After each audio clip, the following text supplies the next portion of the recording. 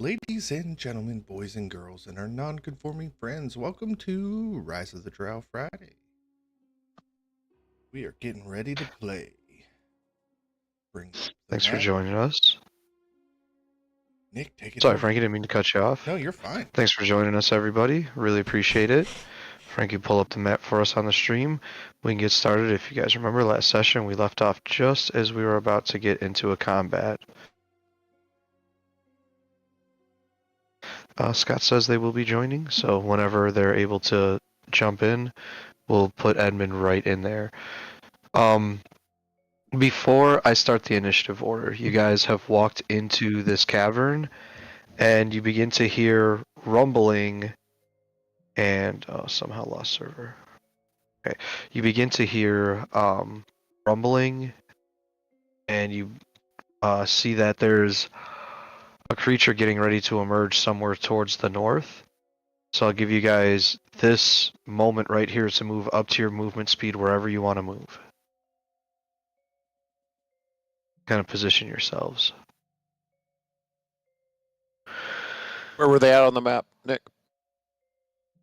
Towards the north, but I'm going to reveal them after you move. But you hear it coming from the north. Is this a ledge in front of us right here? It's minor. Okay. There's not a shadow behind it, so it's not tall enough to where it's really blocking you, but like these rocks, you see shadows behind, they actually do block your vision. And there's others that will as well.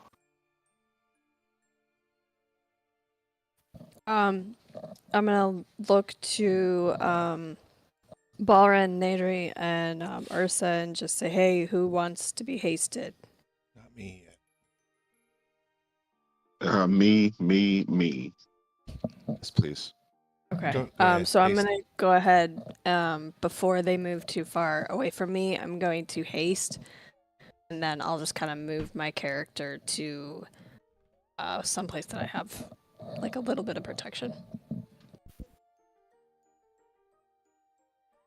Sorry guys, give me 1 second, trying to help Scott out with the problem you guys are having really quick. This is me, Ursa. Can you see this at all, or do I need to try to stream it? I don't know. Okay, so I've got Twitch pulled up so I can see chat and I can see the stream. I've just got the stream. Anytime we move forward, I need you to let me know so that I can unpause the stream and update the map. But other than that, I'm good. Hey, 1 second. I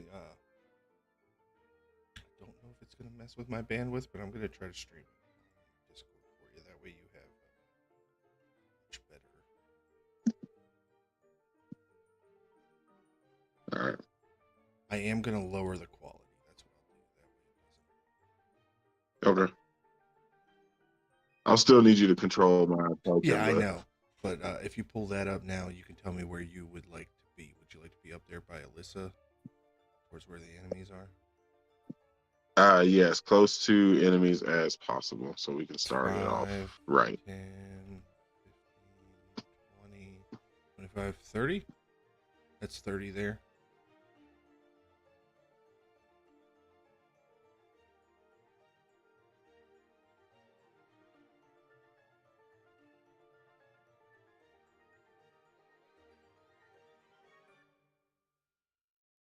Oh yeah, let's get this phalanx going, guys. I like this. Alright, you guys ready? Let's do it. Absolutely. I was born ready. Hey Scott, welcome in. What's up, Scott? What's up, Scott? Scotty. You hear me? Can't Yep. hear Alright, sorry about that. You cast I- haste. No idea what happened. It's okay, no problem. Yeah, I casted it on. I cast it on Ursa and Balren. And then I'm just kind of finding cover behind the stalag pillars. Stalactites. I thought those were the ones up because they hug tight to the ceiling. I have Nailed it. no idea. They're mighty and they hang from the ceiling or something. I don't remember, man. Oh, That's why after a God. while I'm just like, who cares? all Who cares the what they are? wrong They're rocks. rocks. They're fucking rocks. What does it start from the bottom and go up? There is one thing I remember from high school science, and it says stalactites hang down and stalagmites are on the floor. That's all. Okay. That's it. I'm sure there's somebody out there in the stream fact checking me right now, but you don't need to because I promise you I'm right. Only thing I You are remember correct. is that mitochondria are the Yeah. powerhouse of the cell.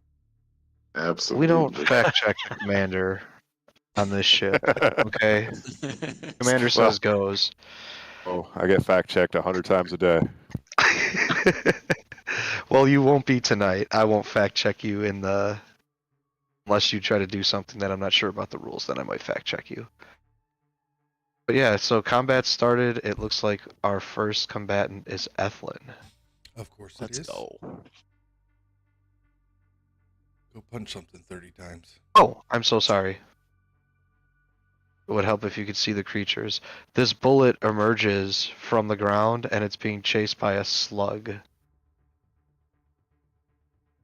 They're not in the combat tracker. They are initiatives 6 and 5.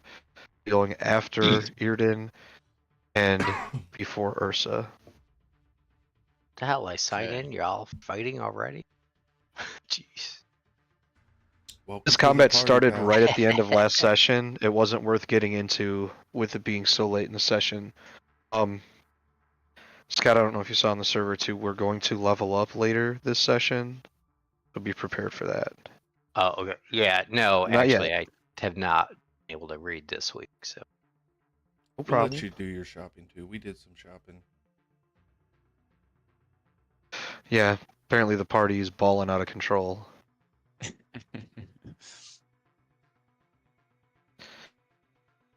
Okay. Yeah, Mike, whenever you're ready, Ethlin is first. Ethlin should be the only one that can move right now. I'm going to try to hide and move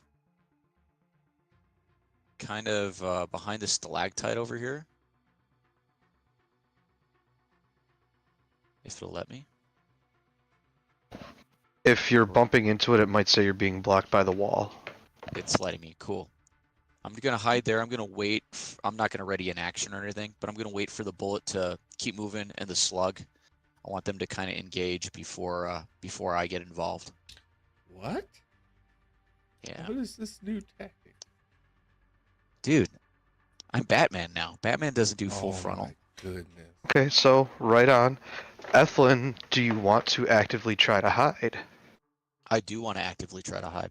Okay, then you're going to use your action to hide and roll me a stealth check, please. Okay.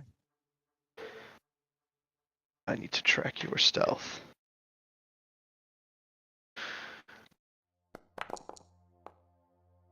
$20. What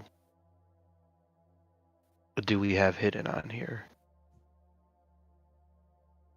You don't. It's okay.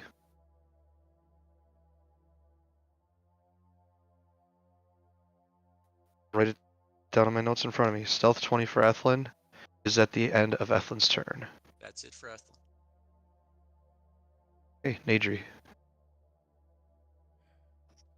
DM, looking at the bullet and the slug, can I try to see which one is more wise? No, I'm kidding. I want to try to cast Charm Monster on the bullet. Let's see.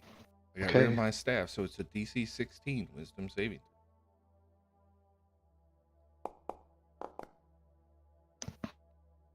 Failure. It is now friendly to us, guys. We got a bullet for a pet. And that's my For how turn. long? 1 hour. Oh, sweet. Or until somebody hits it. Like the Okay, giant Edmund. Malthusian? I don't even know what's going on. Don't Can you hit the see bullet. the BTT map? Clearly. Yeah, I can see it. I will Okay, cool. just run up here.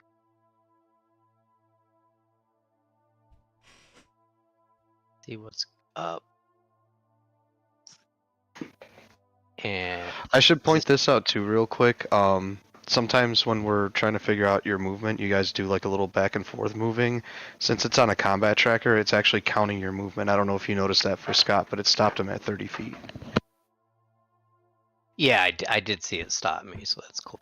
So with that being said, if I've got your movement wrong, let me know. Like I want to say like Ursa has some extra movement, Nadri, etc. So let me know if you guys have the incorrect movement speed. And is this slug like just normal giant slug that we tell? That slug looks pretty nasty.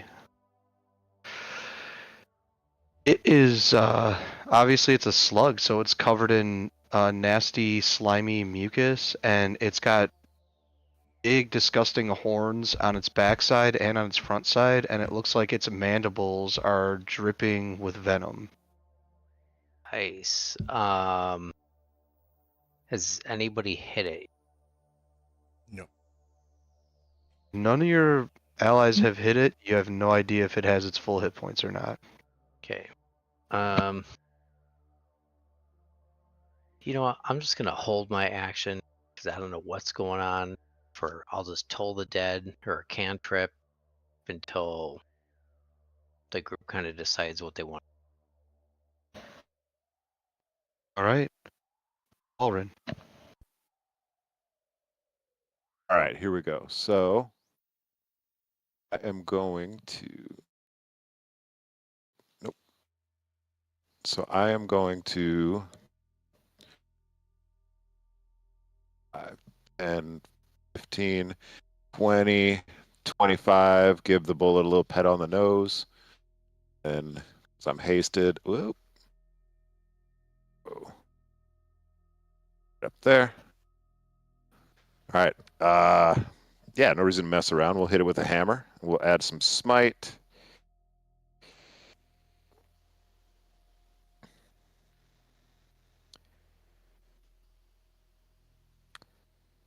So, ooh, that's not good. 17 to hit. It is a hit. Okay. Please ignore my cat. We'll She's do- being quite loud in the background. Can't even hear. We'll Good.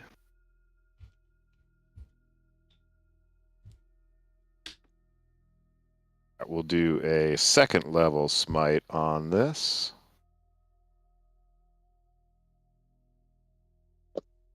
A 26 damage. 26 damage. Fantastic. All right, and then I'll, rinse and repeat. A 27 on my second hit. That'll do it. So that'll That will be do it.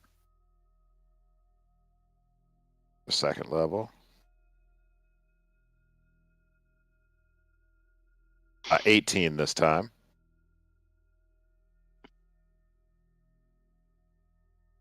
Okay.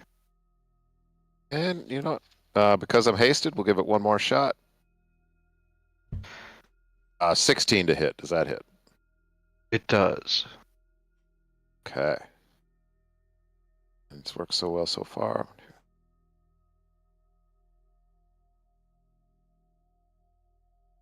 23 damage. Okay. As you're slamming into it, Balrin, it seems like the blows from your hammer, while they are definitely landing and doing a bit of damage, it seems like the softness of its flesh is absorbing some of the damage and not dealing as much as you had hoped it would. To the bludgeoning or to the smite? Can we tell? I was just going to ask if I would have broken it up by the radiant and the bludgeoning, would it have made any difference? It does. Will you give me the difference in damage? All right. I'd have to go back and look, but it's going to be somewhere in the neighborhood Sure. of, would have been 18 bludgeoning damage, and the rest would have been the radiant damage. Okay, got it.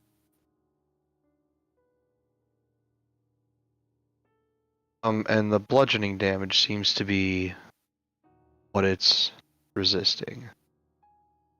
Gotcha.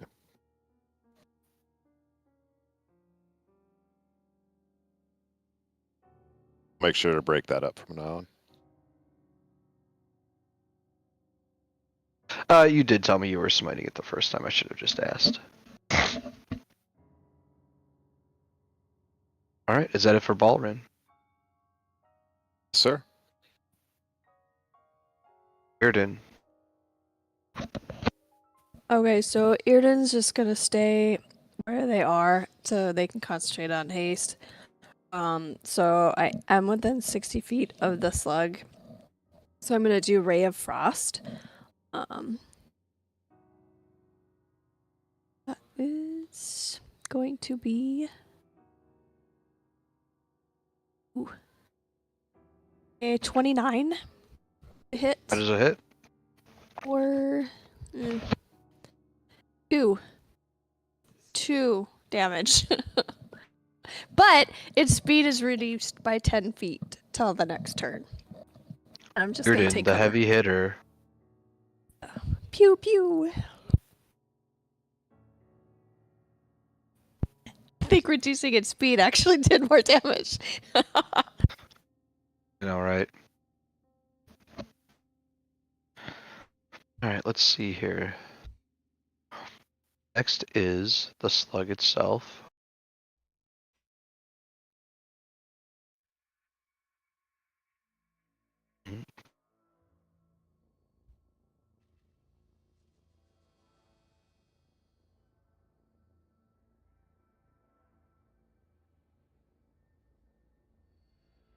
Just reading over its 2 attacks and trying to figure out which is different, and they look the exact same to me. So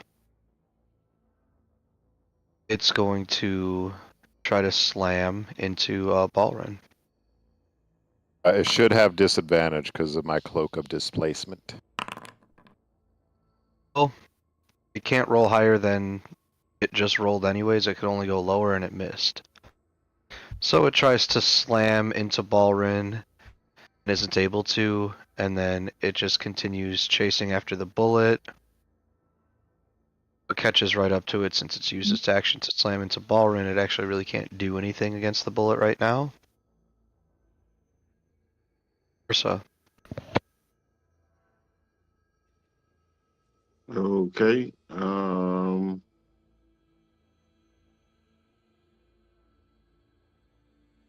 Can you move me so that I am flanking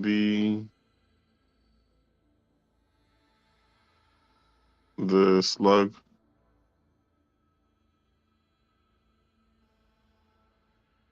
And I'll rage. There or here? Right there. Okay.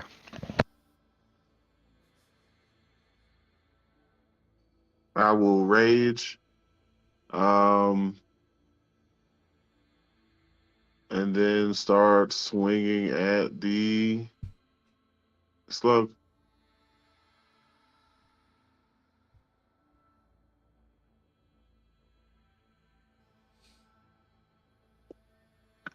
Is that an at advantage, or do I need Oh to yes, you reckless may attack? roll your attacks with advantage. Yes, you may. So this is with Great Weapon Master. That's 8. Will be a 13 on the first attack. That is a hit. Oh, okay. I will throw a smite on this. So let me break it down. Welcome everybody to the stream, by the way. 21, 24, 27 bludgeoning.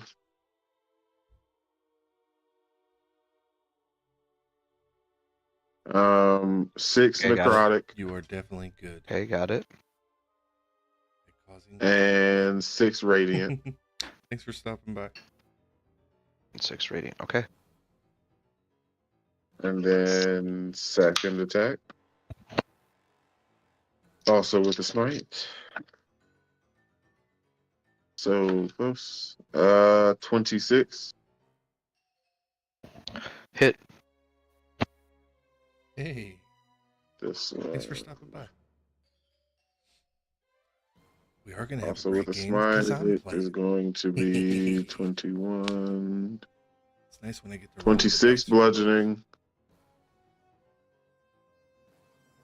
and 7 radiant.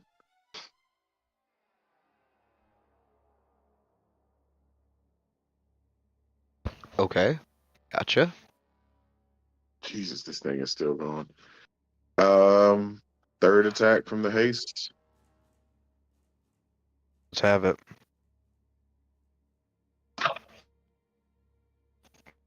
$17.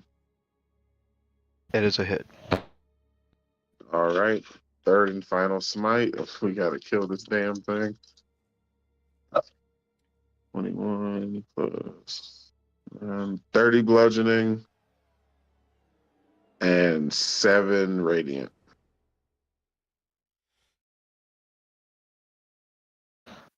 Okay, and you have the same issue that Balrin has where you're slamming into it with your hammer and it's so soft and spongy.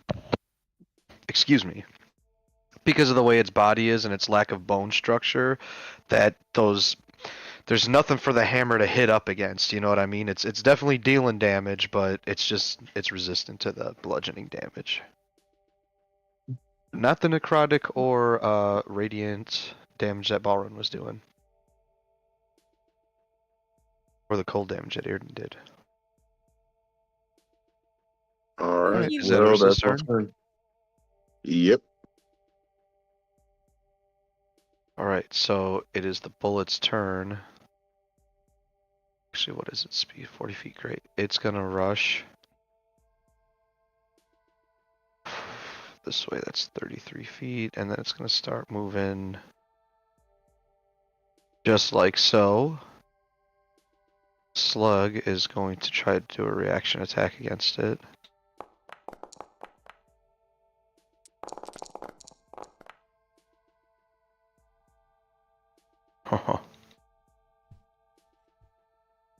Okay. The slug slams into the bullet as it runs away. And you can see it's definitely limping as it scampers off. So Just 3 feet that way. Yes. a question, because with the animal friendship or whatever the spell is that Frankie's put on it, is that now considered an ally, and would my sentinel feat apply to where I could attack the slug? Attacked an ally? Say your sentinel, it is enough of an ally for your sentinel feat to apply because it's no longer hostile. Okay. And I would like to go ahead and do with my hammer, a 15 to hit. I'm rolling not great. It's a hit. All right. You guys have hit this slug as low as 13. Okay. Thus far, anyways. We'll just do a first level smite on this one. That is 1 bludgeoning and 9 radiant. Okay. The good news is it takes the 1. And then 9 radiant, so 10 all day. Right, you can't be resistance against 1. Got it. That's why I always round the damage up. Just in case for resistance, if the person still does 1 damage, you still take 1 damage. Okay. Let's see. After the bullet moves...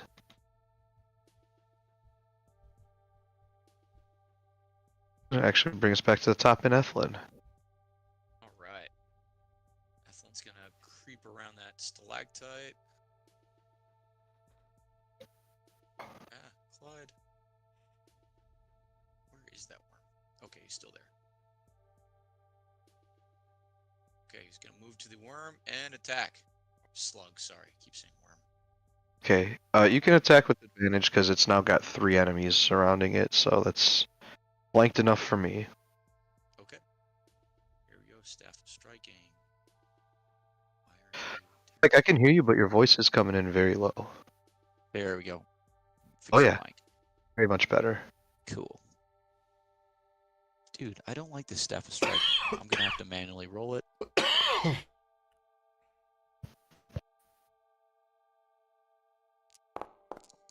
Okay, so 17, so it's definitely a hit with that plus 11. Yes. Let's roll for damage. 12 bludgeon, and I'm gonna throw 3d6 of 6 force viewers. with it too. Welcome to the stream. Yeah, you notice It's when your you hit first into the time, creature remember to with your follow. staff, you feel your staff hit it and kind of sink into it, and it doesn't deal quite the amount of bludgeoning damage you'd like, but the force damage does does exactly what you expect it to do. And you guys notice that there are some wounds on the creature that seem to be seeping a bit of purple blood out of it. Nice. Okay, I'm gonna swing again with the staff. With advantage again.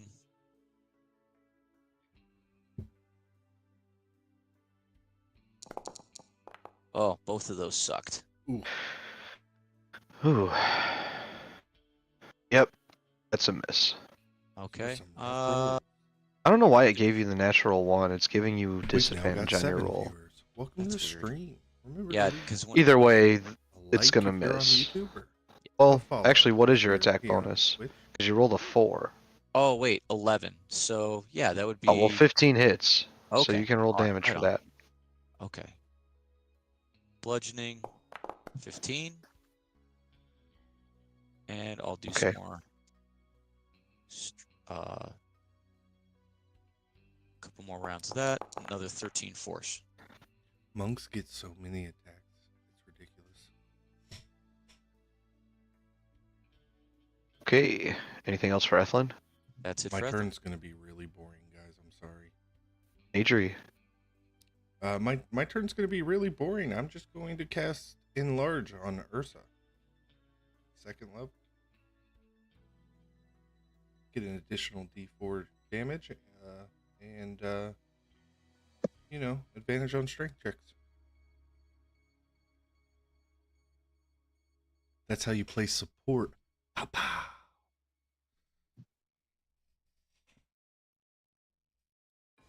Okay. Ursa is enlarged, and you are concentrating. Yes, it's a concentration spell. Yes, the charm wasn't, but this one is. Perfect. And that's the end for Nadri. Yep, that's my turn. I'm just doing the Okay. support thing. Edmund. All right. Let's toll the dead. Okay. Boy. By the way, let's look Hey, at you know this what? When token something I works, made for though, Ursa. you just do it. So it's a wisdom. 9, so I'm guessing that's probably a fail. Look at that hammer. I didn't mean for that to come through to you guys, by the way. I'm talking to the Wow, stream. that's a really. Look at that hammer I 5 photoshopped whole damage. into this token's hand. I didn't do that bad of That a says you job. did 8. Oh, it came up 8. When you accidentally press your Yeah. push Why? to talk while Alright, It talking says to the whatever. necrotic stream. damage 8. Yep. Alright, so the creature takes 8 Uh, necrotic damage. It may just be how far away from the mic I'm sitting. Let me get a little closer. You can see it. See. Anything else for Edmund? Nah. I think you guys have enough control. How about now? Am I better?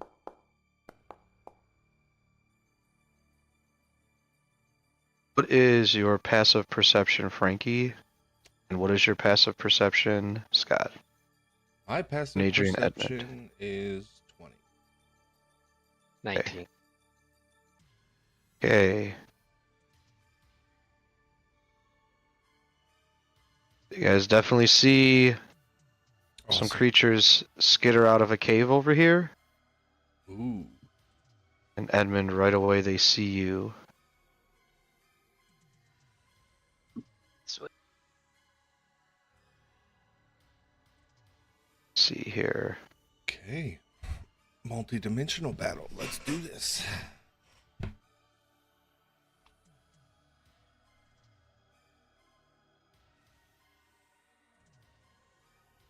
Alright, Edmund, DC 14 Constitution saving roll.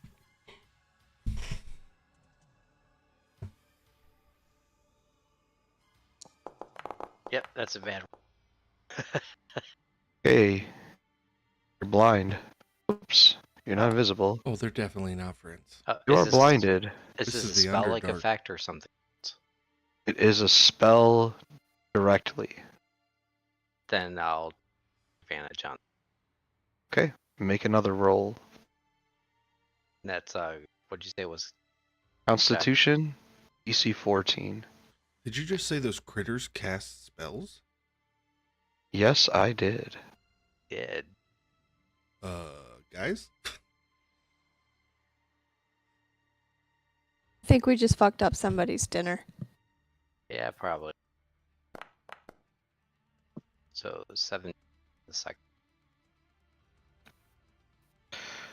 Due to the DM making a mistake, you are not blind. Edmund is not blind. So we'll remove that condition. Can't And see. the creature skitters off in that direction. Another one crawls out. Oh, spots you, Nadri. There you are. Uh-oh.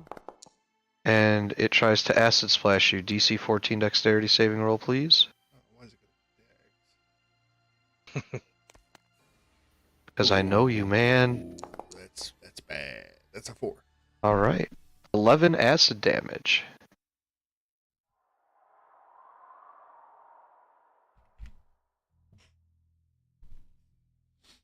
Yeah, the acid means definitely not friends. Oh, I gotta make a concentration save. So please do that as well. That's a pass. Barely, but pass. Hey, a pass is a pass. I'll take it. Alright, and then Edmund, the last one is going to target you with acid splash. DC 14 dexterity saving roll, please. And is that a spell as well? It is a spell. You've passed, and since you passed, you don't take any damage. It's a cantrip. Oh, okay.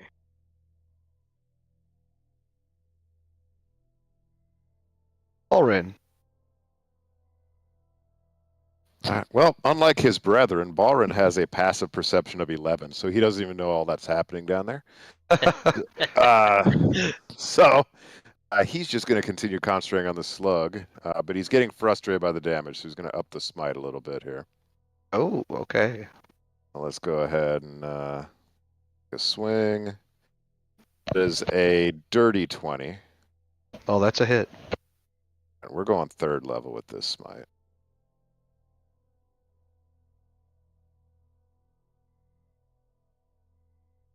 But that is 7 bludgeoning damage plus 19 radiant. Damn, you do so much damage.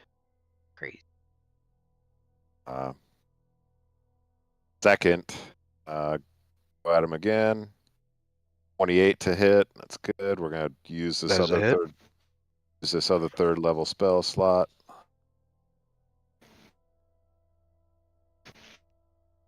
Is 4 bludgeoning damage plus 19 radiant damage.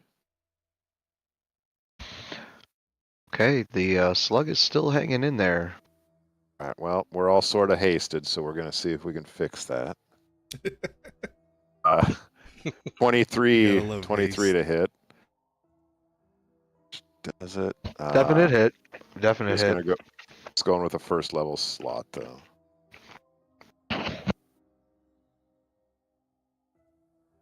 Is 3 bludgeoning damage and 10 radiant damage. Hell yeah. That is a nice hit. And that is my turn. You don't think the thing could bleed any more blood than it's possibly bleeding right now. Yet it hasn't fallen. Irden.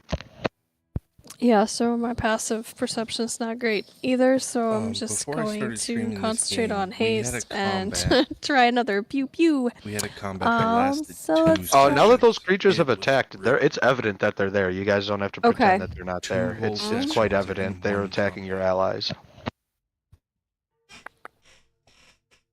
See. Ooh, this just says a frigid beam toward a creature within range. So I'm gonna cast. Yeah, it was like a 6-hour combat. I'm gonna cast Ray of Frost, and I'm gonna twin it. The Ooh. 2 creatures. The two Did these that. guys that you can see. Yes. Cool. Okay. We don't have a wizard. So No. the first one, so we'll go the one that's up north, I guess. Okay. Oh. That one's a 13 to What's hit. up, JD? It Good is to a see you, hit. buddy. Thanks for Oh coming. shit, yay. Please be more than 2. Hey! This one is 9. Okay. And All right, Gotta 9 figure out how damage. to upload the one Hail to the south. King emoji That in one Twitch. is a 19 to hit. Sorry, what was the total? 18 or 19? 19. Okay, give me 1 second. Oops. Let me subtract the damage from the other guy. Okay, and that one is also a hit. And give me the Okay, and damage then on that. 8 damage, and then there's both of their speeds are reduced 10 feet. By 10 feet. Okay, perfect. Yay! And I'm still gonna hide.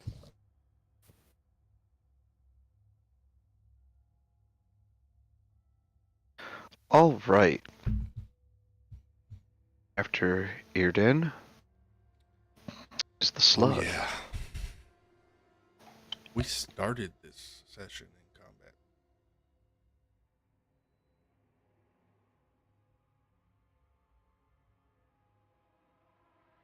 All right, it is going to start regurgitating slime. Try to, anyways, all over Ursa.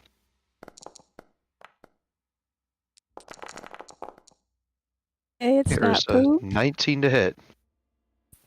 That hits. We're gonna All level right, up you tonight, must now too, make a with DC super 17 excited about Constitution that. saving roll. What is my icon?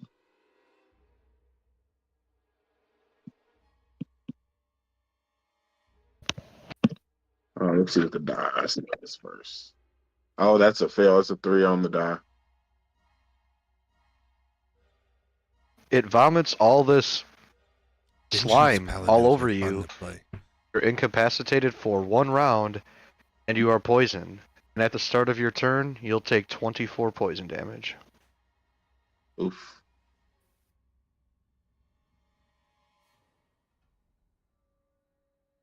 And let's see. Well, the slug is going to try to slip away.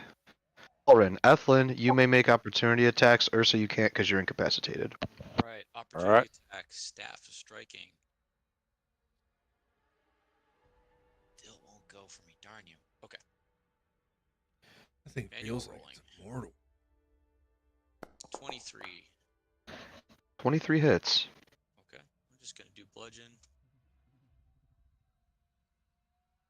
10 bludge. Okay. As Ethlin smacks into it with his staff, the creature falls over to its side and stops moving.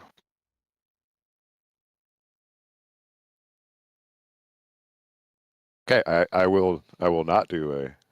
I'm not gonna beat a dead thing. I'm gonna go do The my bullet reaction. continues dashing and runs the fuck out of there. No, my friend. In Ursa. an hour, he's gonna know I charmed him.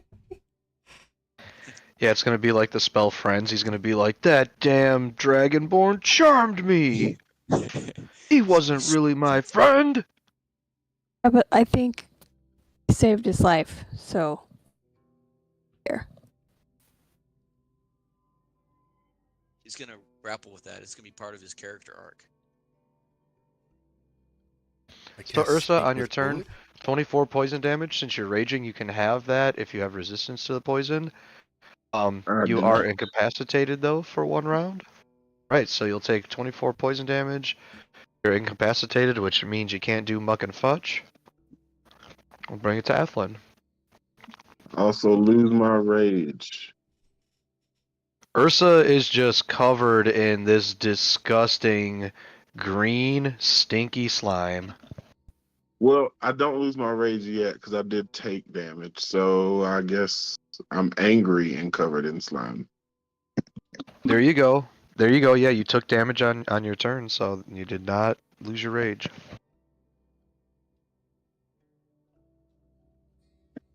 Alright, so Ethlin, it's on you. All right, here we go. I'm gonna go after all those little sluggies. Enough Yeah, of it this looks over like here. the enemies you can see now are these slug-like creatures down here. I'm gonna use. Oh, okay, I'll just go for the second furthest because I got some serious movement speed now. Boom and boom, and I'm gonna whack that one upside the head. Staff of striking.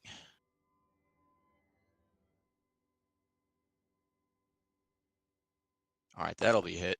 27 That is a hit. and damage. 13 bludge.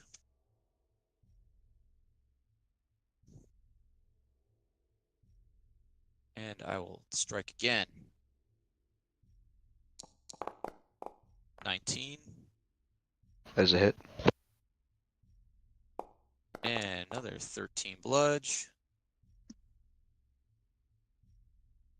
And I'll go ahead and I'll spend a key point for 2 flurry blows attacks. 22 to hit, All right, go ahead. And it is bloodied. It's a hit. 7 damage. And again. Ooh, nat 1. And that's an automatic miss. Okay, and let's see here.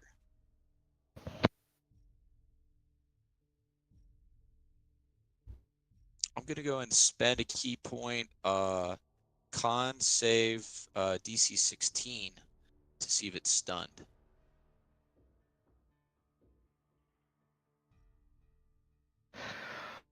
I'm not going to make the save. You try to stun it, but it does not become stunned. It's immune to being stunned. Oof. Oh no. Now you know that. You That's gotta it for hate when a Ethel's turn. DM throws resistances Nadri. like that at you out of nowhere. So Nadri's been hit for the 4th time of this campaign. He looks at this little creature and says, "Nobody makes me bleed my own blood." Yes. Oh, yes. I'm Yes. gonna cantrip primal savagery so that my nails become elongated and my teeth grow long, and I'm gonna try to hit this fucker. That's an 18 to hit. Definitely a hit. It's only 5 poison damage, but I'm angry.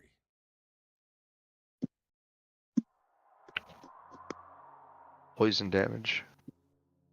You notice that poison damage doesn't do jack shit to it. Damn.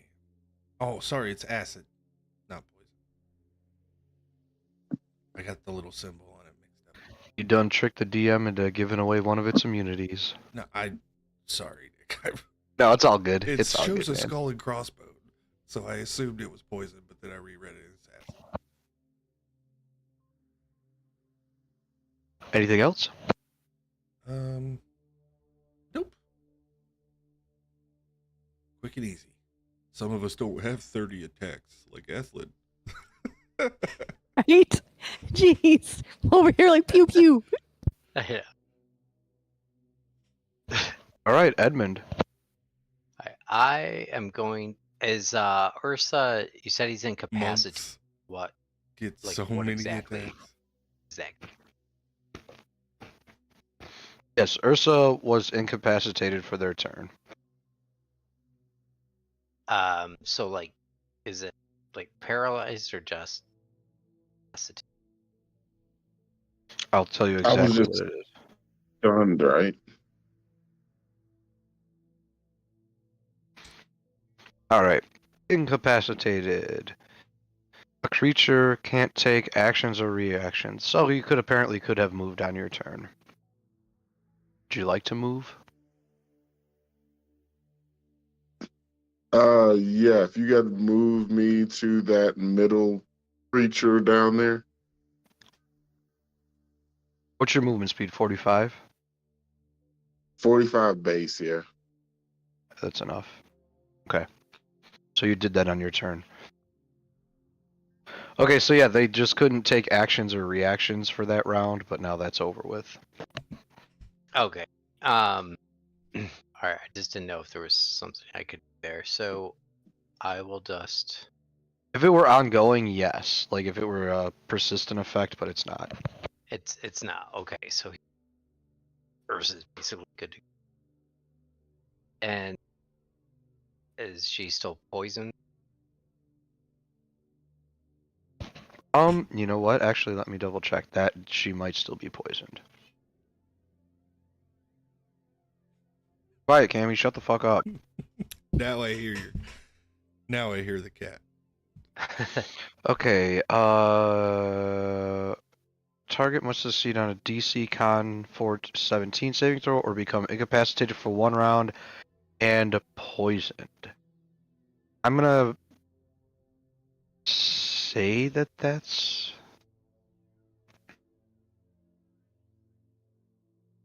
Sounds I'm like just I'm gonna just say it's 1 poisoned. round because it doesn't really specify. Yeah, but there's other things that'll specify the amount of time you're poisoned. The only reason I'm asking is I didn't know if I was gonna um do restoration or I was just gonna attack. I'm gonna say no.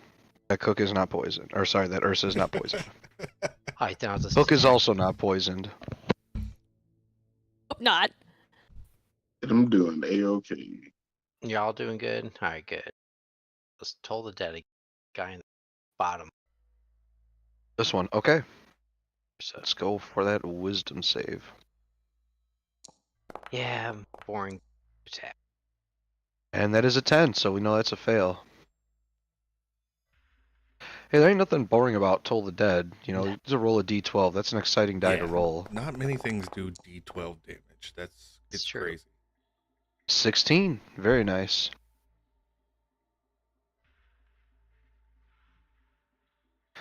Okay, yeah, and the creature, like, you know, the spell connects with it, and it's like turns away and makes a noise of pain. Is Baldwin Alright. gonna, or sorry, is Edmund gonna move? Nope, I'm good where I am. Alright. Right. Oh, And wait, use sorry. Hold on. Let me do the enemies first. Sorry. They're not in the turn order, but they had 13. My bad. Okay, let's see. It can make 2 attacks with its claw and 1 with its bite. Don't mind if I do. Alright, well, Nadri. Go for some claw attacks on you. First attack is 17 to hit. If so, 4 slashing.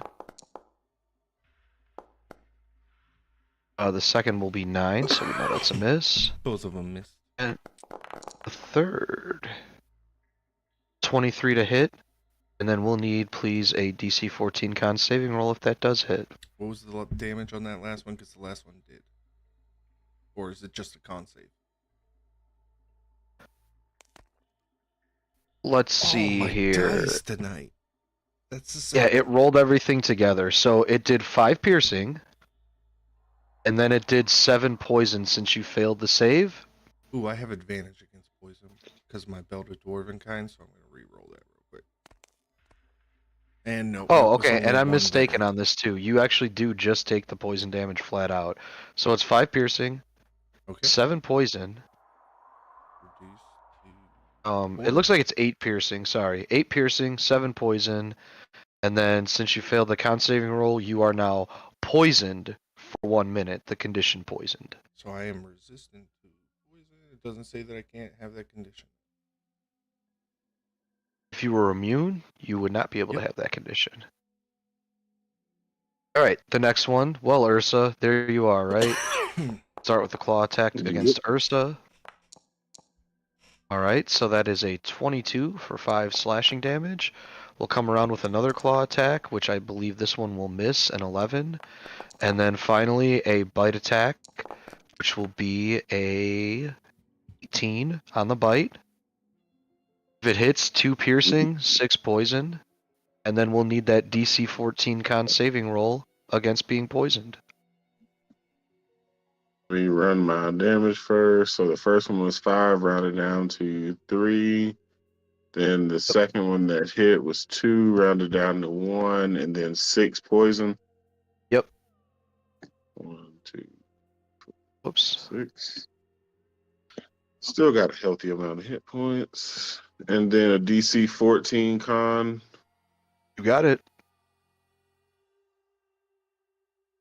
I get a +6. Not roll that die again. Now, crap. And I rolled a 3 on the die again. Okay, so Nadri is poisoned for 1 minute. Ursa is poisoned for 1 minute. So that's disadvantage on attacks, right?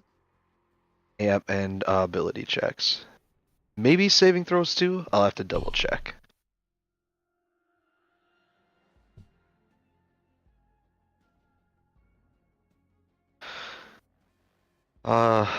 I mean, this last one, it ain't gonna fuck around, man. It's gonna go right to Ursa. Ursa's the closest. These things were hoping for an easy meal, and might not happen for them. Oh, critical hit on the first one, 7 damage, slashing. Second one, it looks like it's gonna be a miss, 12. Yeah, I think it's a miss. And then the bite attack will also be a miss. Okay. My apologies, Max. Now it is Balrin's turn. Sorry to have to jump in front of you right after I said it's your turn. Oh, all good, all good. Both both Ursa and Nadri are poisoned at this point, correct? Indeed, they are. All right. Okay. So I'm going to. If I am hasted, I should get like 50 feet of movement. I'm going to move. Guess to there. Can't quite get to. Adriat, I don't recognize your token. Which one are you? By the way, I The failed. most handsome one, of course. I failed my con check. Concentration on enlarge is dropped. All right. Remove the D4. Does dominate monster acquire concentration? It will dominate monster does, but I had cast charm. Okay, you had cast charm monster. Okay, gotcha. Oh, where is this? Oh, so many fucking token controls. Here we go.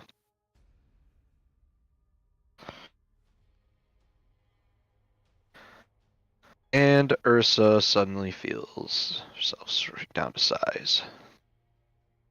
Actually, I gotta update these tokens too with your guys' new pictures. What am I thinking? After the level up, we'll have to do that. Have it ready for next week.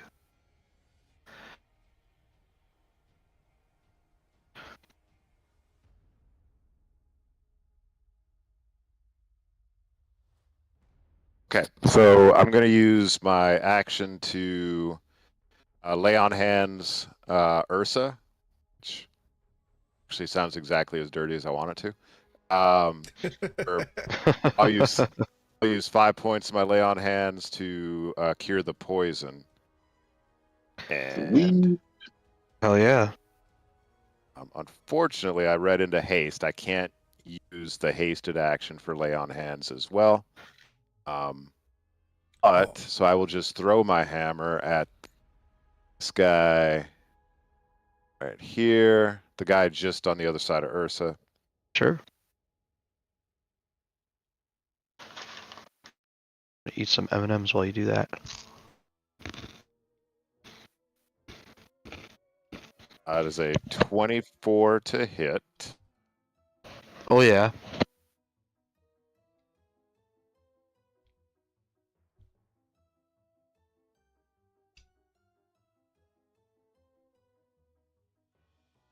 It's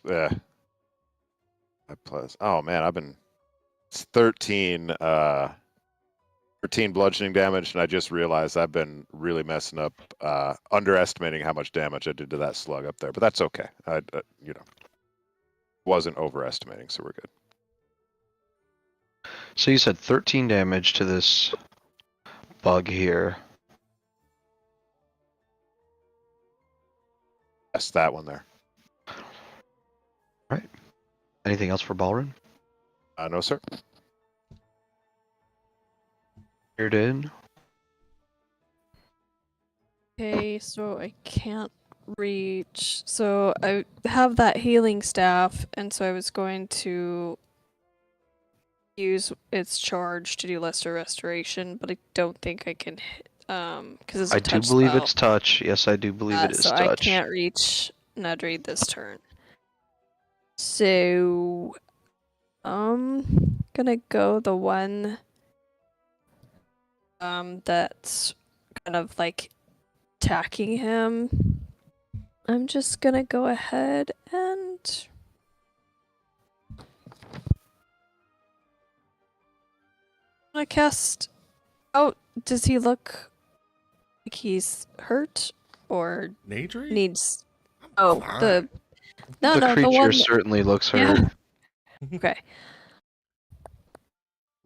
Then I'm going to kind of see what does more damage here.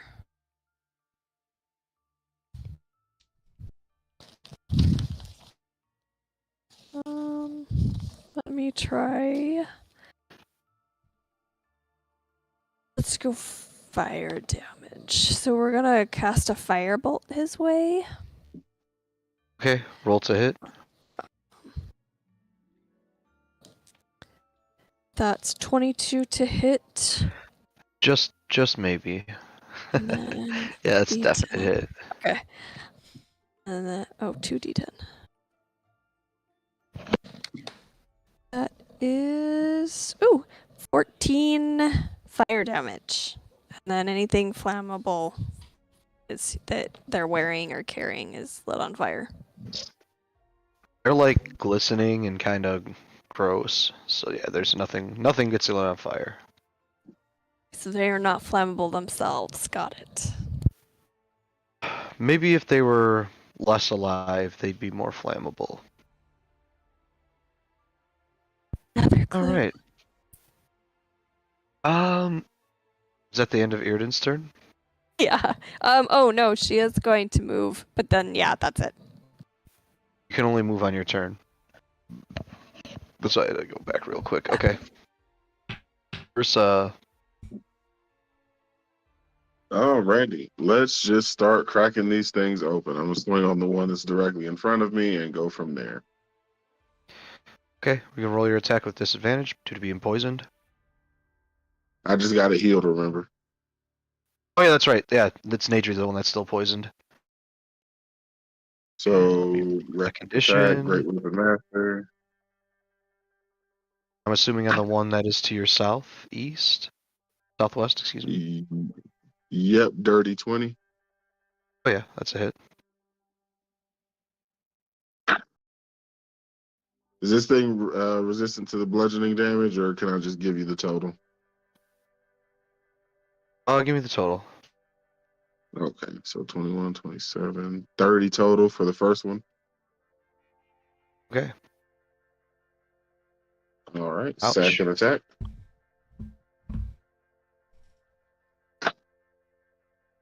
Another dirty 20 It is a hit.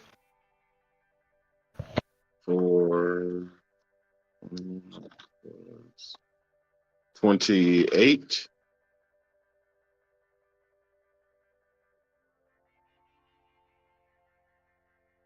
Dead. All right, move to the Nice, south, nice. that 10 feet, I guess. And then I'll start swinging on that one. Okay.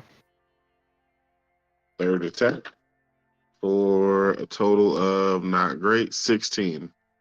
The hit. All right. 21 plus 27 bludgeoning. Okay. Wow. And because I killed something, Great Weapon Master, bonus attack for the final one, and it's a crit. You don't have to do the math on this one. Damn. With only 12 hit points left, I'm pretty sure that that's it. Alrighty. I'll just use the rest of my movement to move straight north to the last one and ready myself just in case. First, I got her 2 kills.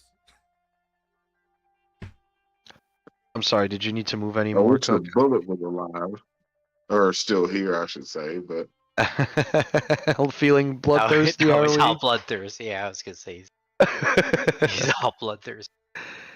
Oh, that's Ursa's typical demeanor once the rage starts going, right? Bullets are Ethlyn. big sponges, though. monster. You need to be thankful I got rid of that thing, man. All It's right, actually my worst nightmare in Baldur's Gate right now. So strike this thing again. I played all of Baldur's Gate without ever seeing a bullet. Sorry. I didn't mean to be in Discord for that. That would be 18 to hit That is definitely a hit. I meant to say that to the and stream. 10 bludgeoning. 10 bludgeoning, and I think it's gonna survive that. Oh, actually, nope, it's dead. Okay. I won't roll that second attack. It had 6 hit points for some reason. I was thinking it had 13 left or 16 or something, but. Alright, and you guys, looks like you've cleared out this area pretty well. And let's end the combat.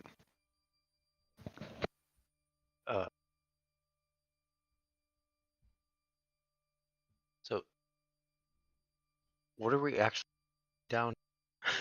I seem to have a memory lapse.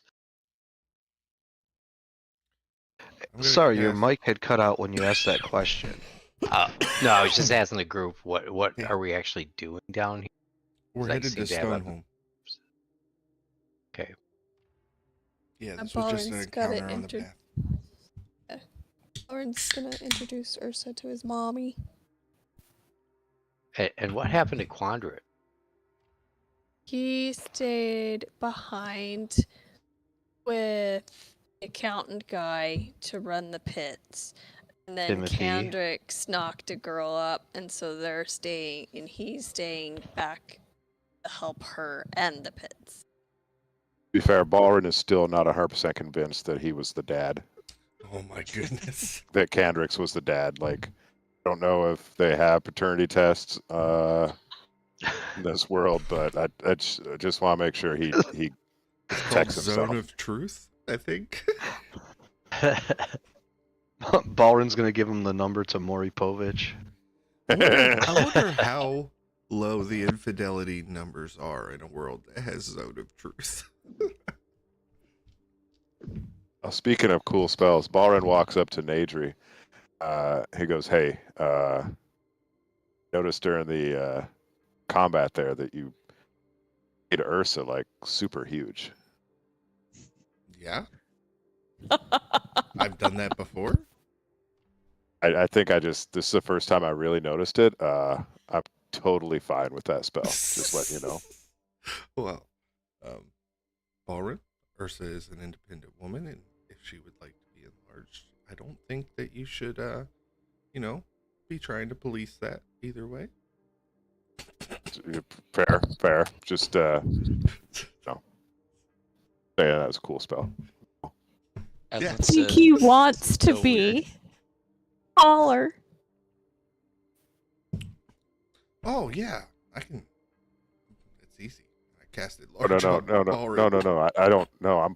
I mean, look No, at me. I I'm casted large on great Balrin. the way I am. I'm great the way I am.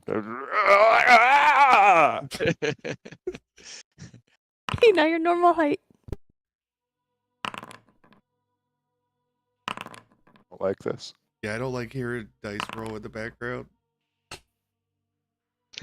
I'm just figuring some stuff out. Uh-huh. What are you guys doing? How tall is Ursa? 7'6". man. 7'6"? still Oh not- yeah, Balrin's a perfect height. You don't need to worry about it.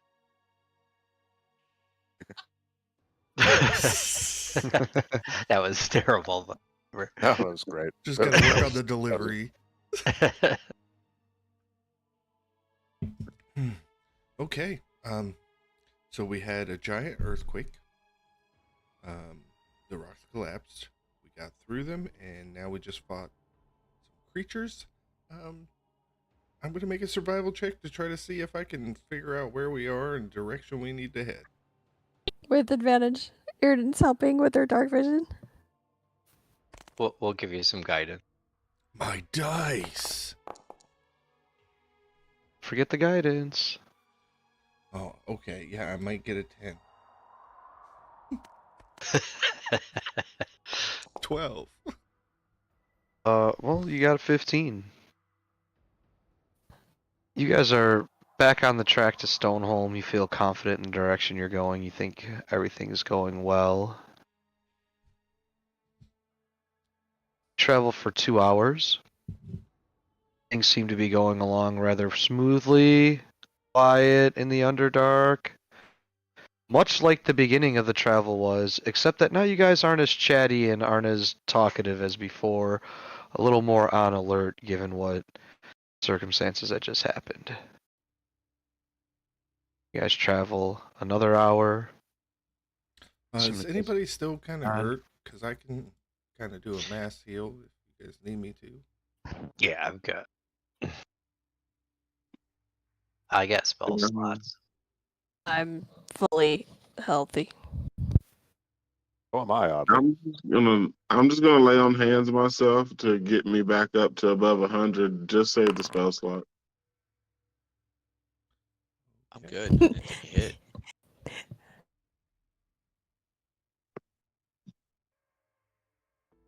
I want to heal you guys anyway. Fine. You guys mean nothing to me. Okay, so you guys stop, but only momentarily, do a bit of healing, and then continue on your way. Travel another hour in the Underdark. Seems like all's going good. Nothing really changing. The terrain has not been too difficult on you. As we're kind of getting back into a relaxed kind of pace, Nadri pulls out the loot and starts picking.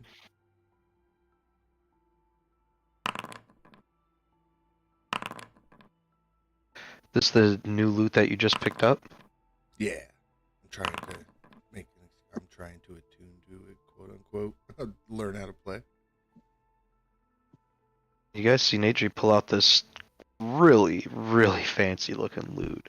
I mean, any of you that have seen, like really famous bards perform or anything like that, none of them have a loot this nice.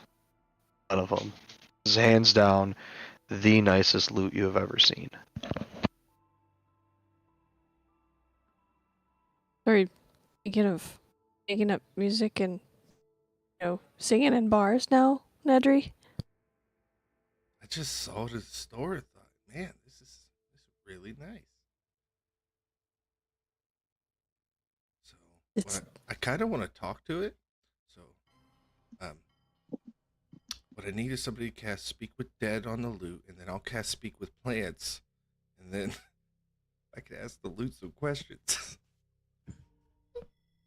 Major, I don't don't have think that's how either of that those. works. I don't have either of those doesn't? spells. Oh, we can talk with that. That's What is this loot if not a But- dead tree? But well, let's conjure it on my staff. See what it has to say. You're right.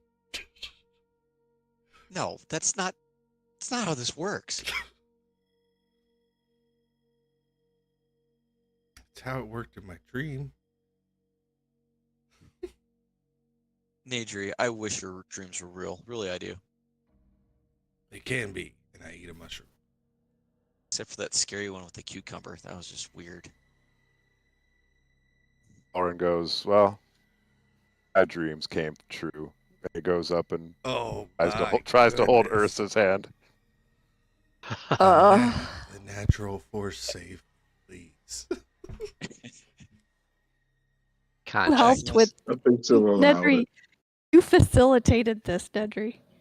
Ethlyn looks over to Edmund and does a gagging emoji kind of thing. I'm rolling a con save to see if Earden, Oh yeah, I failed. Earden, Face it. how long have we been traveling together? Do I ever think any decision through? No. I think you're here for your entertainment purposes. Yeah, but the rest of us have to watch this. I remember you helped me braid her hair, so stop. Just Just doing it for the flower. Oh, that's all it takes. Druid grab a flower. Go. Helping you look in the dark. I have dark vision. Mine's 120. I can see farther. Cast blindness on Irden. Counterspell. Don't make me use a slot. I'm kidding.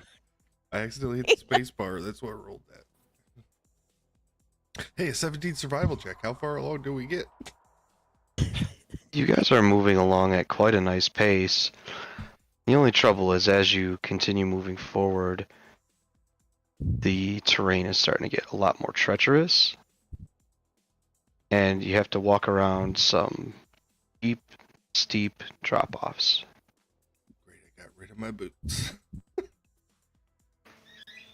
I am going to begin preparing another map if you guys would like to take like a 5 to 10 minute break while I get this set up for Yeah. us.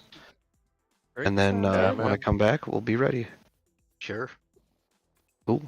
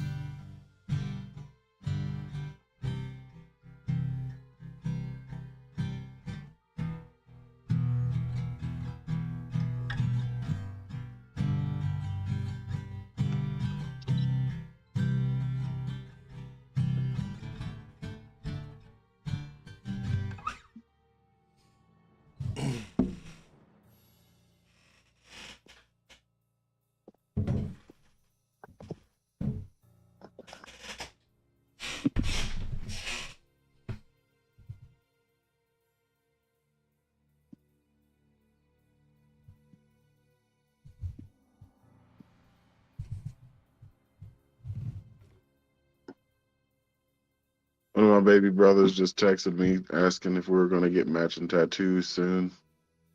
Nice.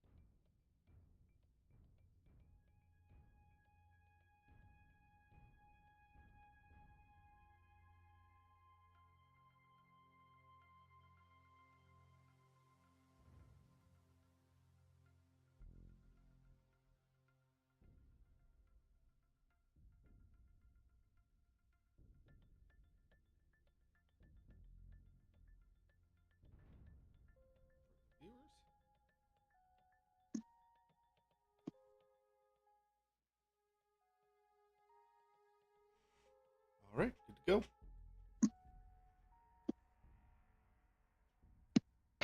Okay. Edmund, you are first in initiative order. You guys are coming along this chasm. Oh, you know what? Sorry, I need to activate the scene for you guys. That would help a lot. That would help a lot. Are you rolling initiative? Because I never rolled that high. I'm rolling initiative.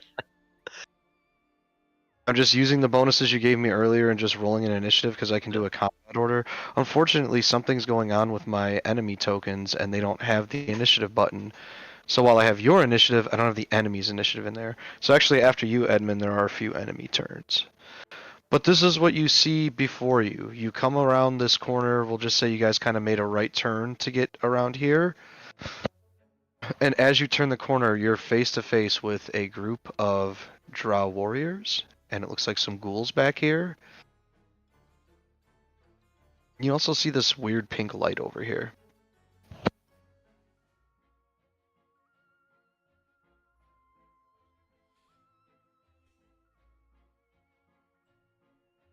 And the ghouls are where? You distinctly see a ghoul here and here. See a warrior here, here, here. All right. So, and we More all heavily armored Drow back here as well, Edmund. All right, and we all see this, or Yeah, you kind of basically came around a corner up ahead to the north. You did a 90-degree bend around to get here, and as soon as you guys came around the corner, you see these Drow just kind of hanging out. They're obviously a party that's waiting. You know what I mean? They're waiting for people to pass by and stuff like that. So all right, are you they? see them, they see you. It's no surprise round. It's just oh shit. And they see us, and what do they immediately do? Like, do they go for The their Drow weapon? warriors in front of you. It looks like the first thing they're doing is reaching for weapons. Matter of fact, they have hand crossbows in their hands, so they start training them at the party. Kick I their haven't ass, pushed anyone off Seabass. the cliff yet. I want to today. Sorry, what was that? You said, Mike? I haven't pushed anyone off of a cliff in this campaign. I really want Oh. to do that today. Well, I was about Well, to use today my might be your chance because I found some nice maps. I was about to use my telekinesis to hit for the first one there, Do but it. hey, Do it. Do it. no, I don't think I'd have it on. I was looking. All right, we are going to quite sure here.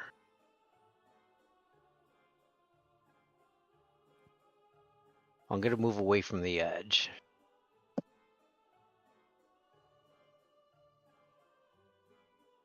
Just in case they do that. Move up. Okay. Or all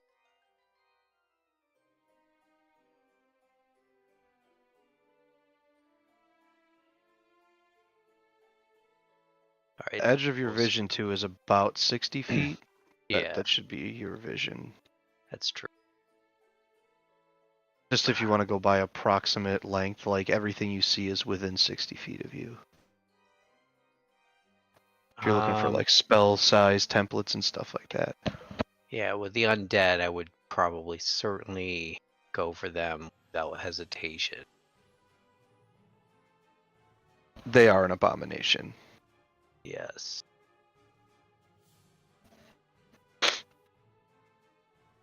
They're kind of.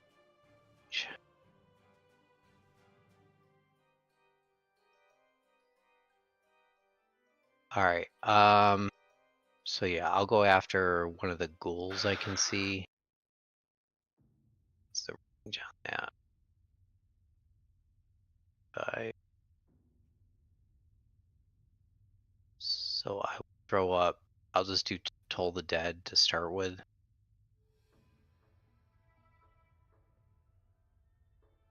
He's not. Actually, scratch that. I'm actually just gonna move there, and I'm gonna hold my attack till one of it's hit. Till what happens? Until whichever one gets hit, then I'll attack it. Okay. because that way I'll get a little better damage. Okay, it's gonna be a couple of enemies' turns really quick.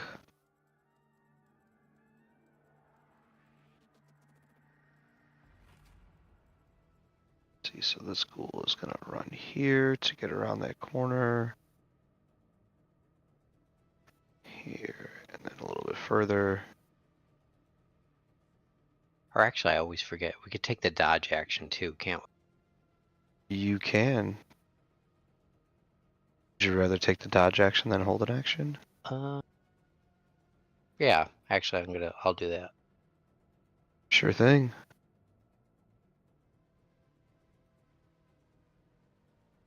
Ghoul pulls out a hand crossbow. Oh, bitch, it didn't even ask me. Okay, well, I was gonna roll with disadvantage because it's a little bit far from you, Edmund. But since it's just missed anyways, I don't even need to worry about it.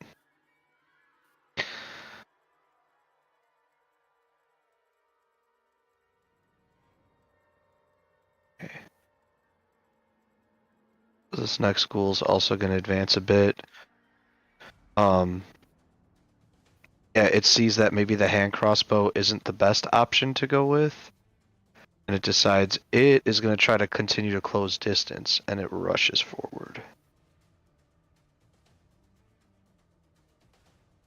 Okay, now, Ursa. All right. Yeah, I mean, you see a whole mess of enemies. I really don't have to describe too much to you. You can see a whole bunch of them, and you can imagine that there's probably a bunch more behind that rock that's blocking the way a little bit across the chasm. Fine by me. I'm gonna rush forward and attack the first one I see.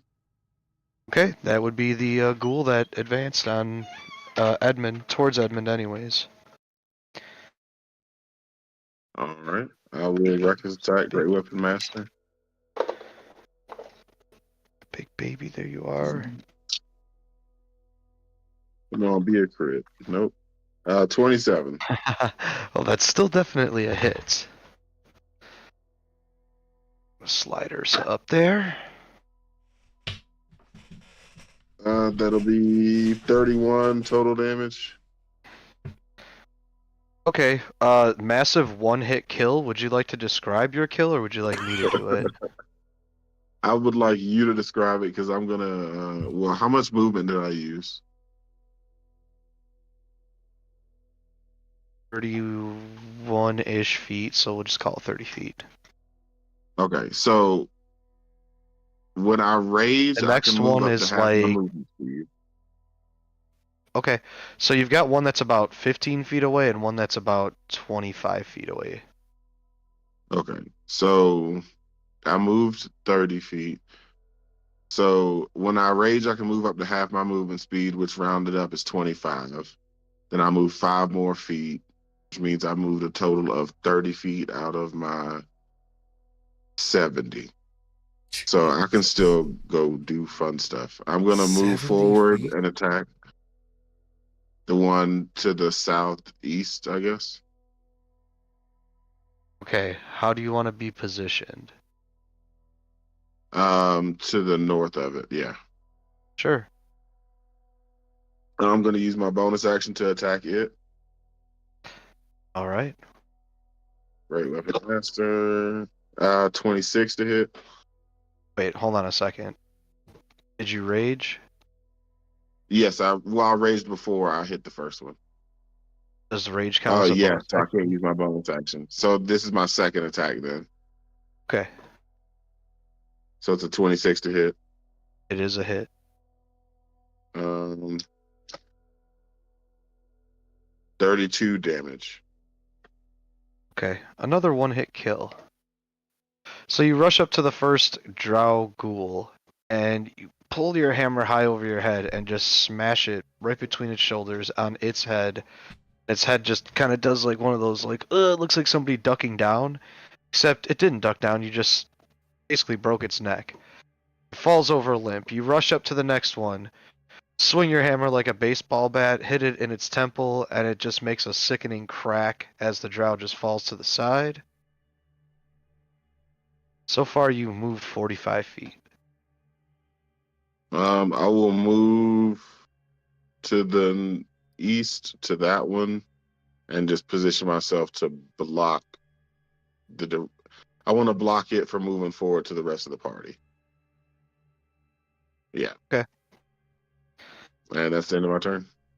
All right. I think we got some more enemy turns in between here. What's Earden's score is 11. All right. Yes, we definitely have a bunch of enemy turns in between here.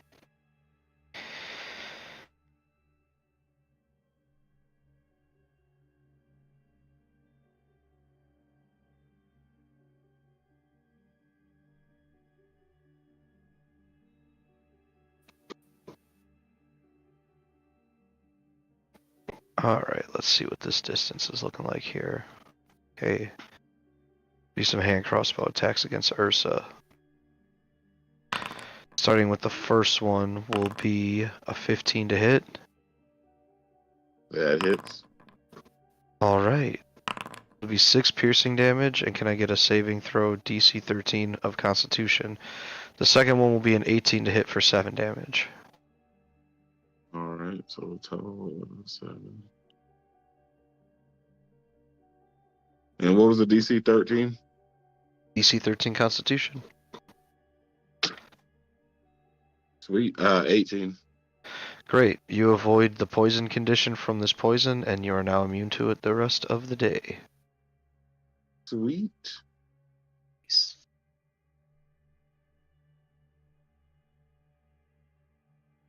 All right. The warrior that's right in front of you, Ursa, draws its short sword swiftly and tries to attack you. 13 to hit. If so, 4 piercing damage. It strikes, but it's not a strong blow. Let's see.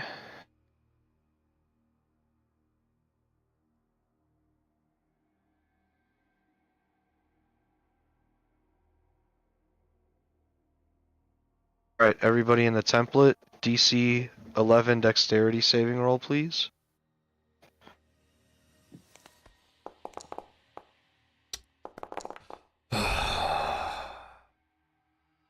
Everybody gets a +2 because they're right next to me. Ooh, 6. Is this a spell? It is. This is the Fairy Fire spell. Counter spell. Okay, nobody needs to worry about it. Hey.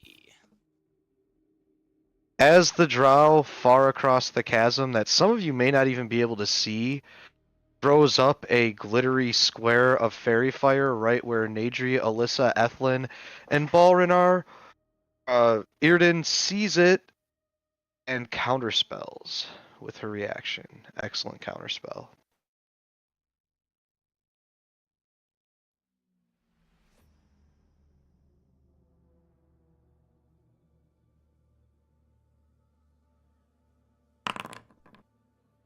All right.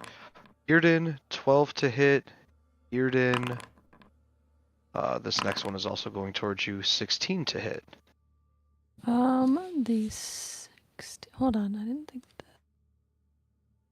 There's a Drow back here. Actually, you can see him. The rest of the party can't, but you have enough dark vision to see him.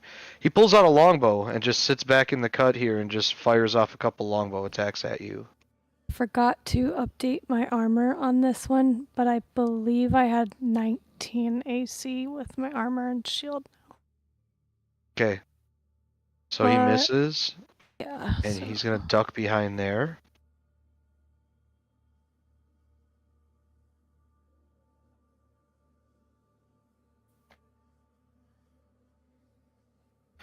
Ursa, 2 longbow attacks come your way. Yep. First one, 14 to hit for 8 piercing, and the second one is 16 to hit also for 8 piercing. You actually cannot see this Drow, but the shots come from the south and slightly to the east, but it's not from this Drow that you can see. It seems to be from one that's behind him.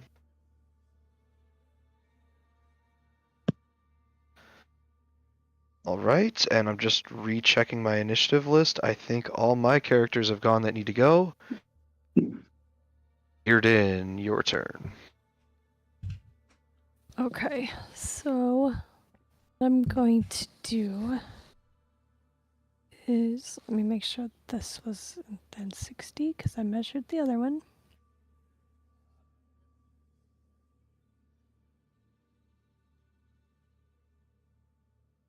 Trying to think here. Basically just gonna come forward so I can.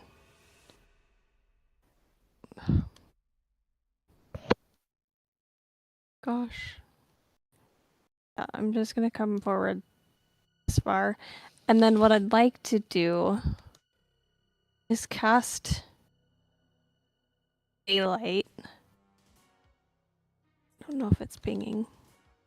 Right at the in between the two purple that we can see.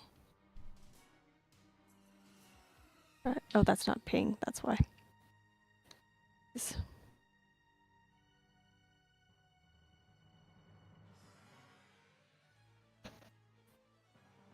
it pinging? I can't.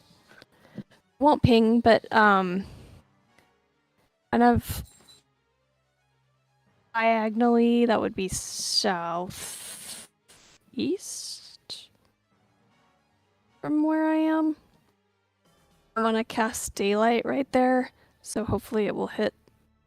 Sorry, pretty can you much ping one more time where you're gonna cast it? Trying to. Yes, Over here? or yes.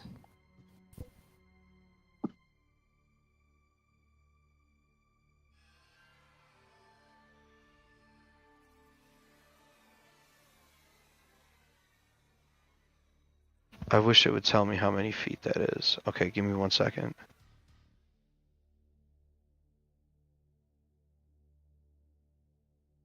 Oh no. That way, at least they'll all have disadvantage on attacks against us, at least.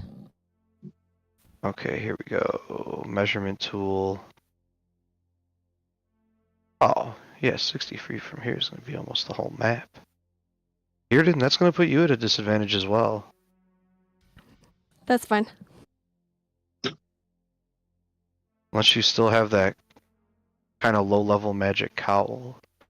I do. I'll put it on. Does it have to be attuned? That I'm not sure of. It might mess with your attunement slots, it might not. I don't know if we ever. Did you kind of home. Actually, you know what? I can tell you that. It is not a What? homebrewed item. It's actually in here. What? Compendium packs.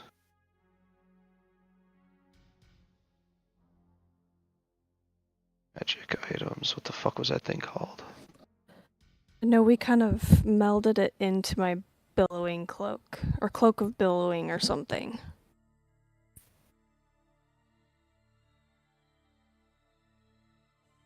Oh, fuck. I know what this thing is called, and I don't have it off the top of my head. If it comes up, we'll worry about it then. Okay.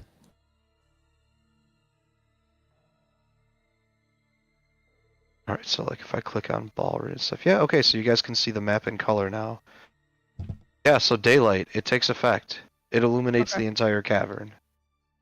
Great. And then I'm just gonna kind of step back and find any kind of cover. Actually, I'm just gonna kind of stand behind my shield, basically, and try to get as much cover as I can. Okay, sounds like a plan.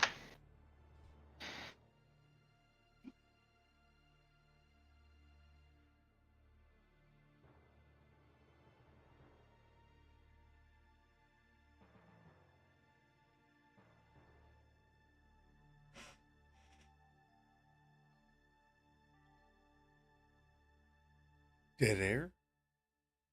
Okay, this guy steps up and tries to hit the four of you with Fairy Fire. Ethlin, you're in that too. Okay.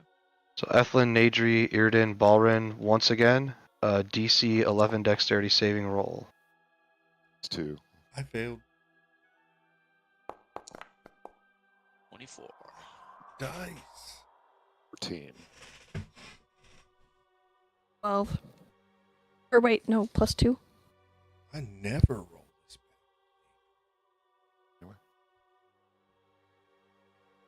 Okay, so Nadri sparkles and glows with a purplish hue.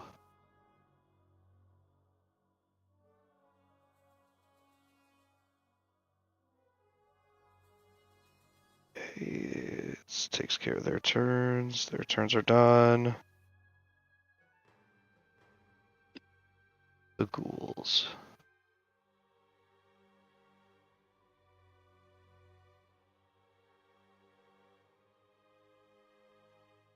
One's gonna move there. Take the dodge action. Another one's gonna do something out of sight of you guys.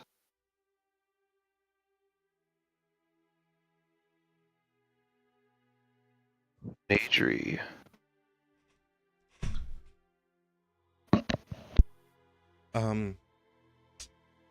If I did dispel, could I dispel all of us in this area, or would it just be for myself? It would just be for you, but you're the only one that failed. Oh, okay, yeah, then I'll dispel the fairy fire. Dispelled. It's gone. Fairy Fire is a lower level spell, so no roll necessary. Yeah, then bonus action, I will pull out my wings and fly to there. That's my turn.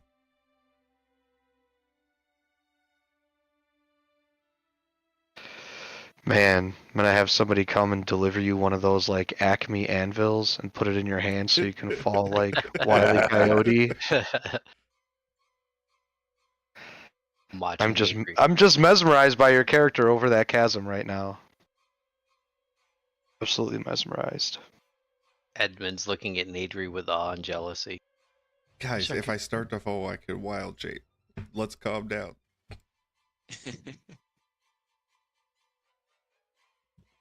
If anybody's Okay. qualified to be over this chasm, it's Nadri.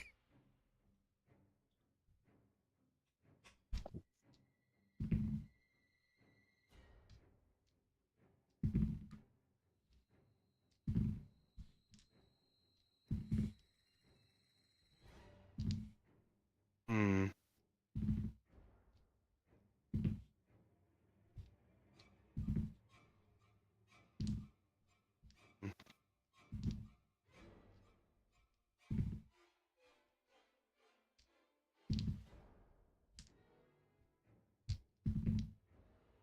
Even my physical dice are shit. Wow. Fucking twos.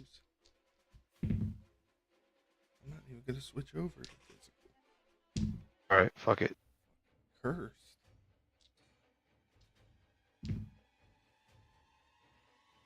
A Drow emerges from behind this rock, and she has a quite wicked look in her eye. And she casts Lightning Bolt. Oof. This fucking template sucks. Okay. So I'm just gonna set the template there. This lightning bolt is going through Nadri and towards Edmund. Nadri and Edmund, I would like you both to roll, please, a dexterity saving roll of DC 14. Natural 20. Finally. I'm over the chasm. Finally. Thank you, dice gods. So you can take 16 lightning damage. You can both take 16 lightning damage Jeez. from this wicked drow that just cast that spell at you.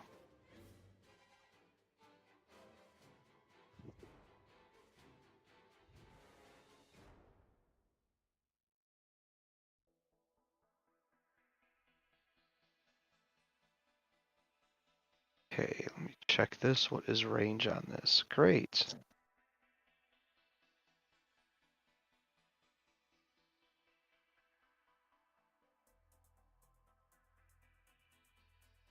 You all see the top of this rock change shape, and it starts to uncoil, and it is a naga, Ooh. to your surprise. It is What the naga's the- turn. So it looks at Nadri flying over the chasm, And it says,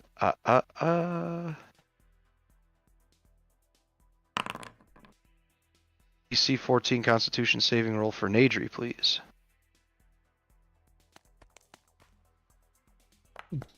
11. 29 necrotic damage. It casts Blight on you. And it slithers down behind the rock.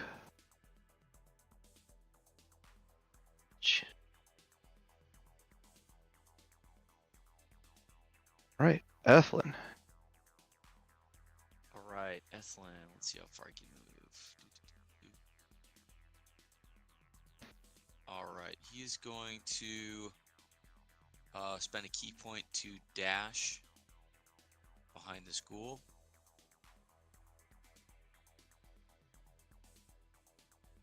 And he's going to attack with his staff.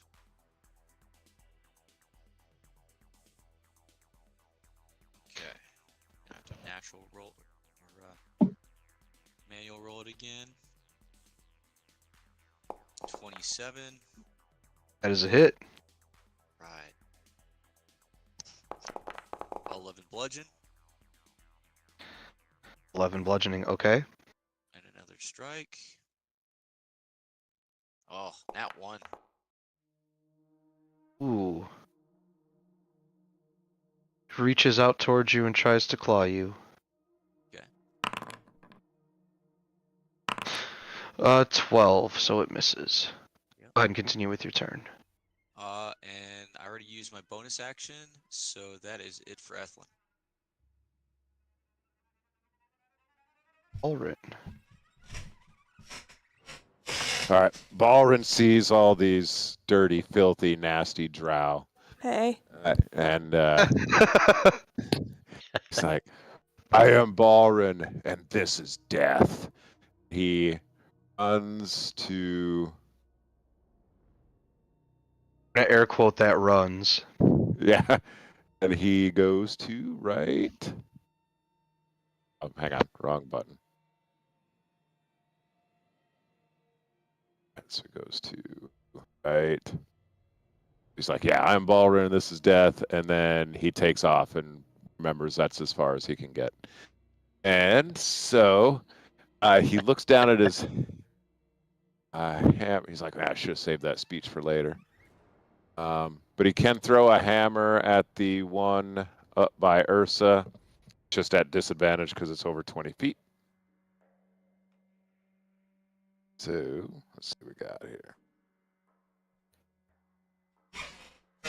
So it's a 13 hit.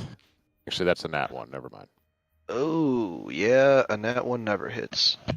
All right. So as the hammer pops back into his hand, he takes it off and he throws it again. It's a 15 hit. It does. All right. So that is, because I'm throwing it, that is 2d8s. All right. That is 19 bludgeoning damage. Balrin throws the hammer, and he actually misses the drow a second time, and he's like, damn it! But then the hammer bounces off the wall behind the drow and hits him and kills him. Meant to do that. Right?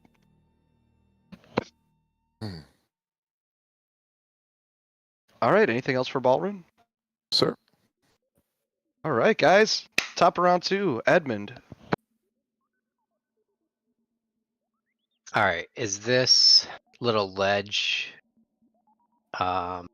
here? Yeah, that's just like maybe like 2 or 3 feet down. Doesn't cost any climbing or anything, just normal Alright. movement. But oh, that's the extreme ledge right there.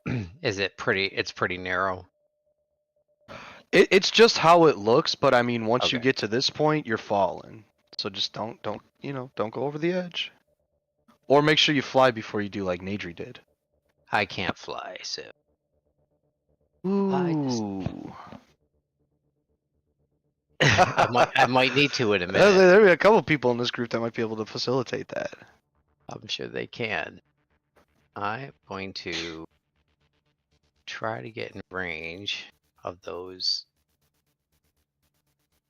So the 3 at the bottom, there's like a crescent moon symbol. Is that just the Oh, icon? that's the symbol of the person who made the map. Okay, Moonlight alright, Maps, that's all that. everybody watching. Moonlight Maps. They have a Gotcha. Patreon. Go support them. Very nice maps. Alright. Trying to get in 60 feet of the middle guy at the bottom, and I'm gonna flame strike. Okay. Just Flame that- strike. That'll be here.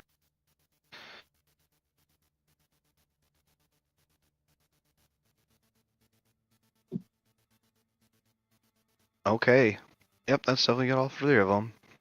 Yep. And then it'll be a 19 dex 19 dexterity. for me, the aim.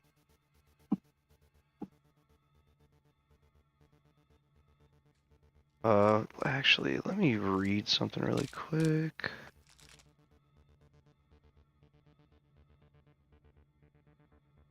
Okay, it's wisdom checks, not okay.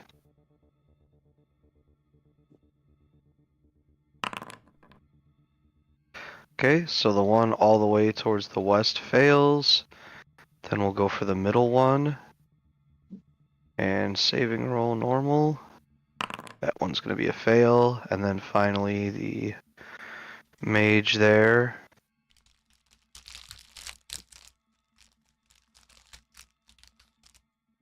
Oh, I have it on private GM roll. I wanted it to be on public roll. They're all fails though. They're all less than 19. So damage.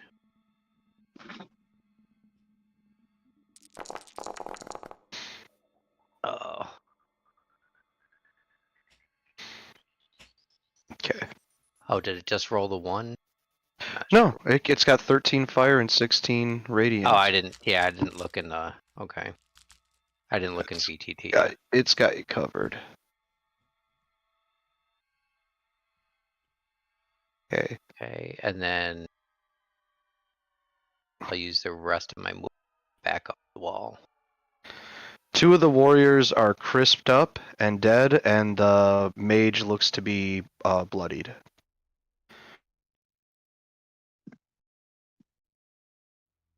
Alright, that's my turn. Okay. From up higher on the wall, behind Ursa and Edmund, 2 Drow assassins drop down. And they try to assassinate you with their scimitars. With disadvantage because of daylight. Yes, but they would be taking it with advantage because of their assassinate ability, so this will just be a straight roll. The one against Edmund is going to be a 9. That's going to be a miss. They have multi-attack, so they will take a second scimitar attack. This one would be at disadvantage. However, I think a 15 is a miss anyways. And now we're going to go Ursa. Drop down. Alright, 19 to hit Ursa. EC 16 Constitution saving roll. Jesus. If you fail, you take 28 poison damage. If you pass, you take half. 18. Alright. So 14 So- poison. Yes, you take 14 poison and you still take the slashing damage. 4 slashing. How much was the slashing? 4. Okay, so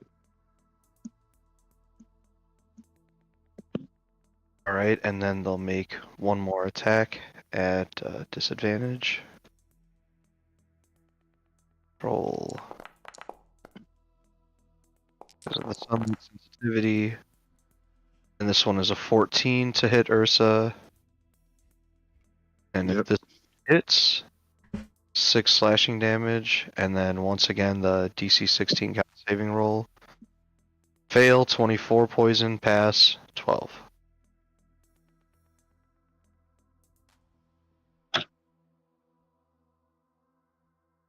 $12. So I take 24.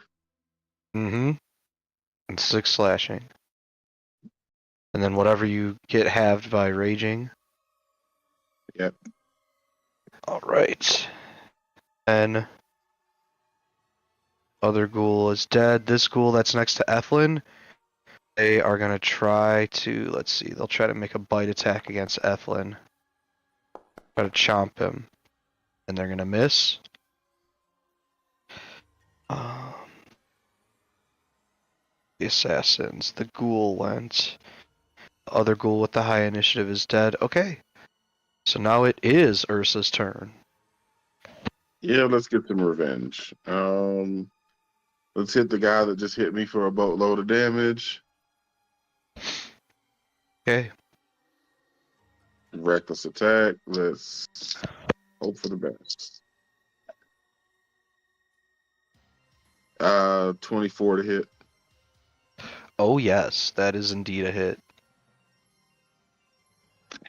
21 plus 31. 33 damage.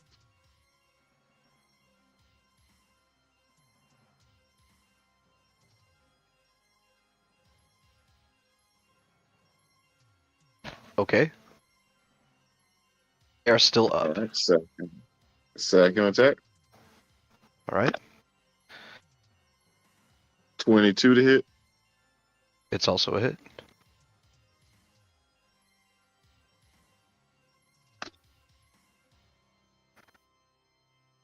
$29 damage. 29. Okay. And they are bloodied.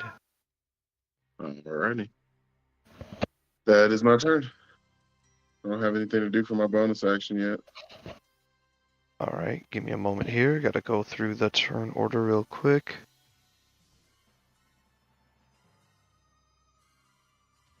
Okay, that warrior is dead.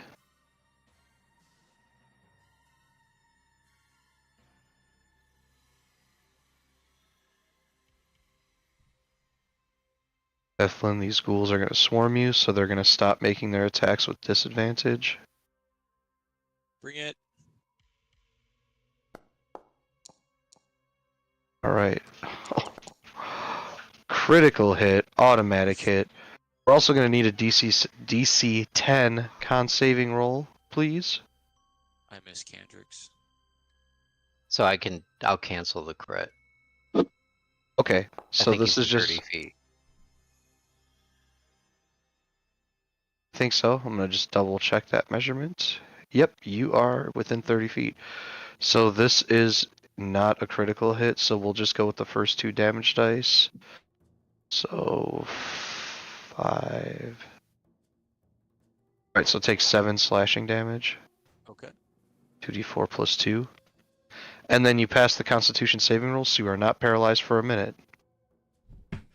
Now the ghoul to the south is going to try the same thing against you. And once again, we'll attack normally since they're flanking. It's a 22 to hit for 13 piercing damage. And let me see if you need to make this save again. Oh, actually, this is a bite, so you don't need to make any type of save against this. Alright, so you just take 13 piercing damage. Okay. Okay, got 2 more turns, and then it's going to go to Earden.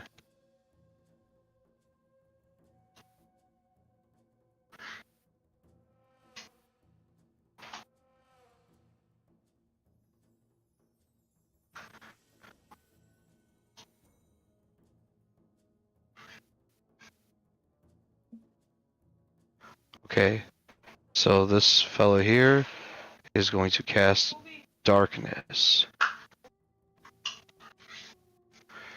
So now the area where Ethlin and those other Drow are is... Overlapped by daylight.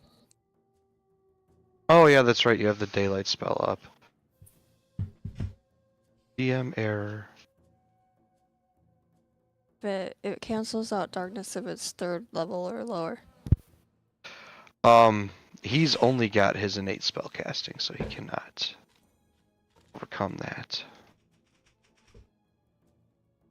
Phew, good call. So yeah, he tries to cast darkness in the area, and it fails, and he's like, shit. And he's gonna move a little bit. So sad. That's a good thing. That would have shut me down pretty hard. Alright, let's see this other one.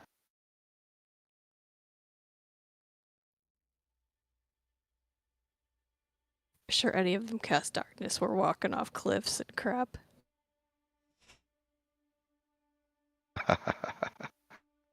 No, nothing like that. Irden would get down on the ground and literally like feel her way out. Hmm.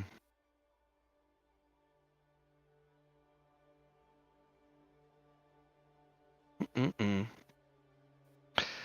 Well, that puts this guy in a little bit of a tough situation. He's going to move up here.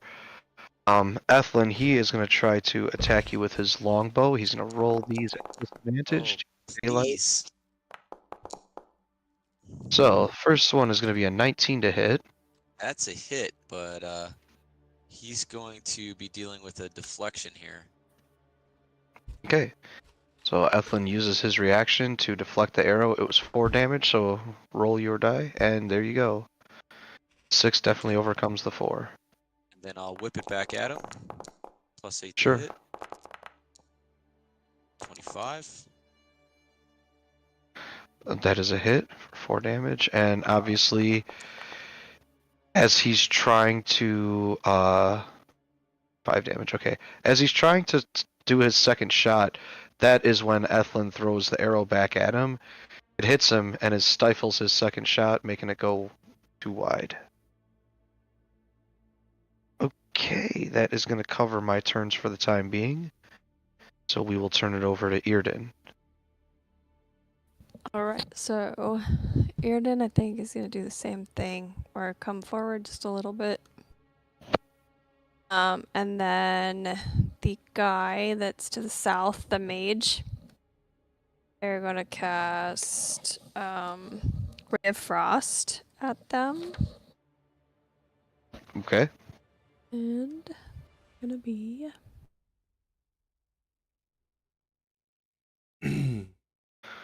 19 to hit. It is a hit. Or 11 damage, and movement's reduced by 10 feet. Movement reduced by And 10 feet. as a bonus action, I'm going to cast Spiritual Weapon right in between Mage and the guy that's been trying to shoot me with the longbow. Get in, cast a spell. I can make a melee attack against a creature within 5 feet of the weapon, so I'm actually going to go again for the mage. So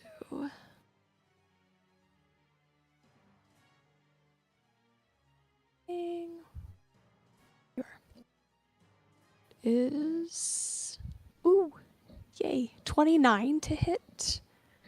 It is a hit. Then that is 9 force damage. 9 force damage. Okay.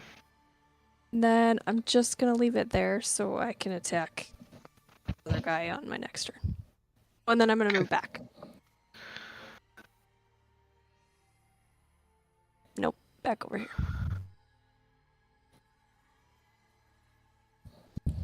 That's it. Okay. Before Nadri, I need to take a couple of turns.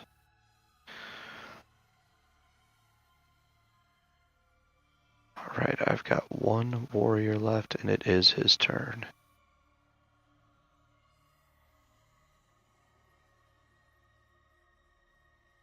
He's gonna flank Ursa so that he no longer has disadvantage. Gonna miss anyways.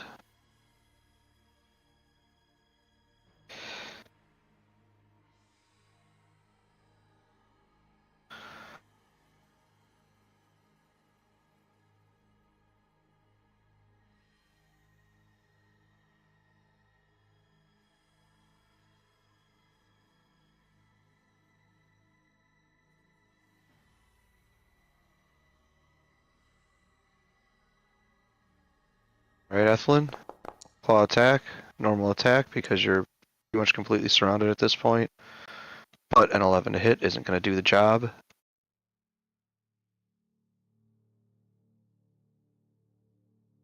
That one rushes forward.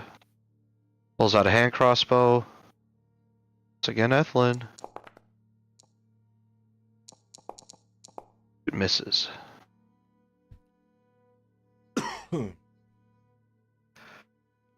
Okay, and now it is Nadri's turn. All right. Adri's gonna fly. Oh, let's measure.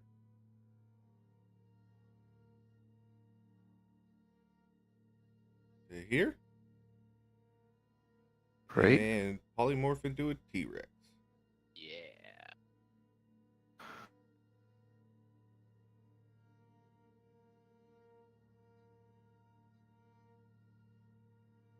And that'll be my turn.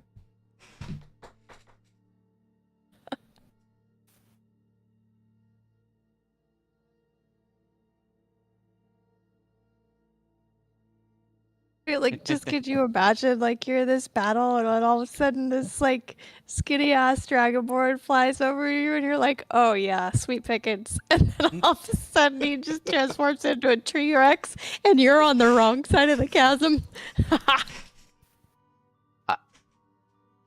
I just want to know if you let out a little roar to scare him off. Oh yeah. Oh yeah. Jurassic Park.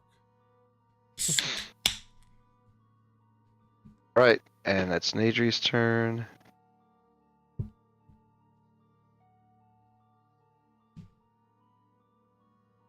He's just gonna go by and Okay. sweep.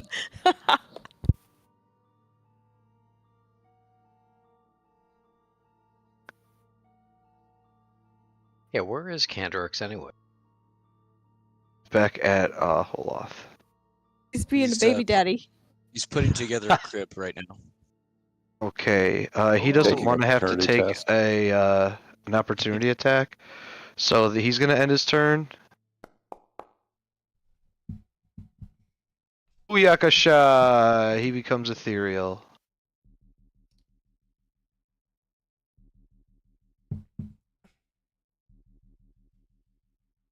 Right. Oh, bitch.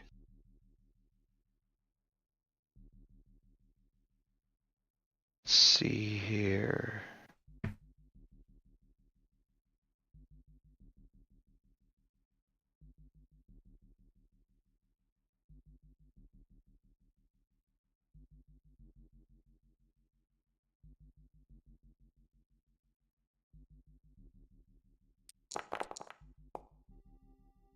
The fuck is it doing?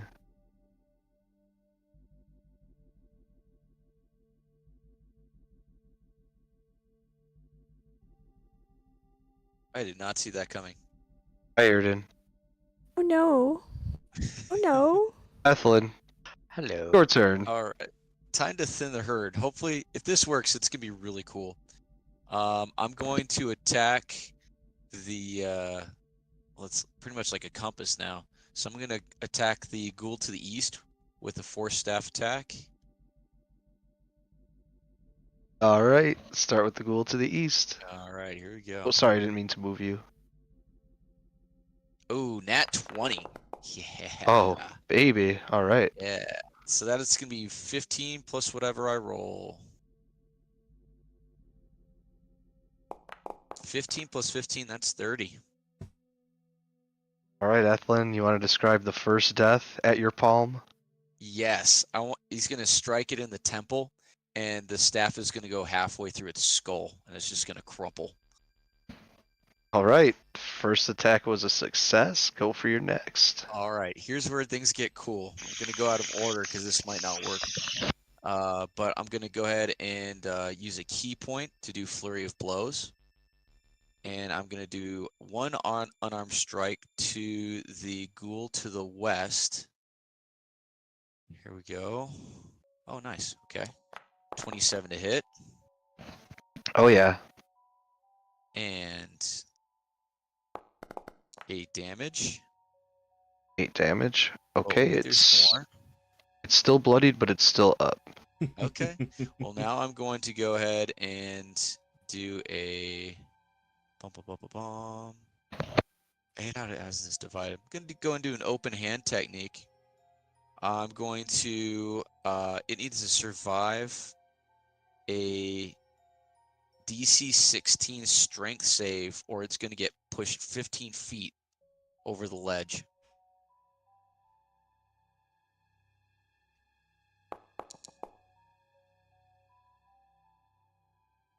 I kind of wish I hadn't, just because I wanted to see you do it. But yeah, it resists. It realizes what you're about to do, and it plants its feet and like puts its forearm up, like no. That's okay, because I have another attack to do. So I'm going to go and do another unarmed to strike.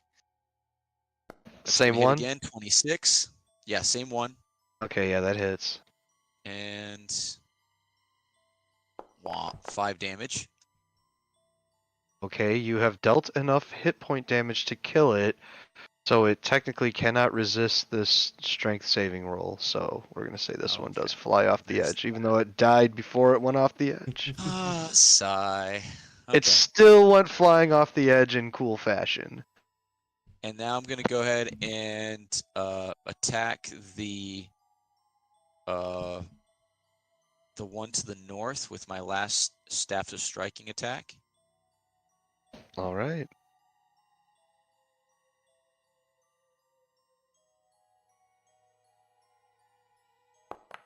Okay, that's gonna be a 13 to hit. Let's see if that one hits. 'Cause I don't remember. Nope, it's a miss. Okay. All right, I've spent my turn. Got 2 off the board. I'll take it. That's it for Ethlin. All right, that is it for Ethlin. And then, yep, that's all my characters. We're gonna round it out with Balrin. Balrin is legit torn because in one direction he's got a bunch of Drow, his hated enemies, beating up on his girlfriend. In the other direction, he has a very helpless sorcerer, but it is his longest traveling partner at this point. So, Squishy. and plus he knows his girlfriend can take care of herself. So he's going to move go over here.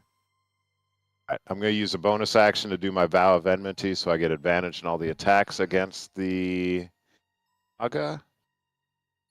And we'll swing the hammer.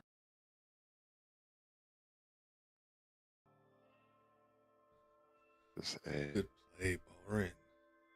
31 to hit. And Yes. do some level 1 smite on here. And that is not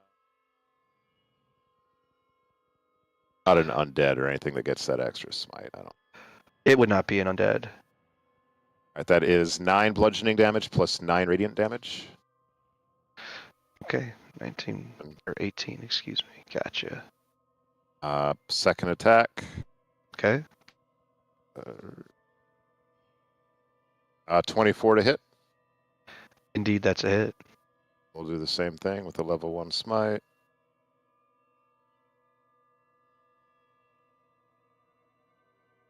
Sorry.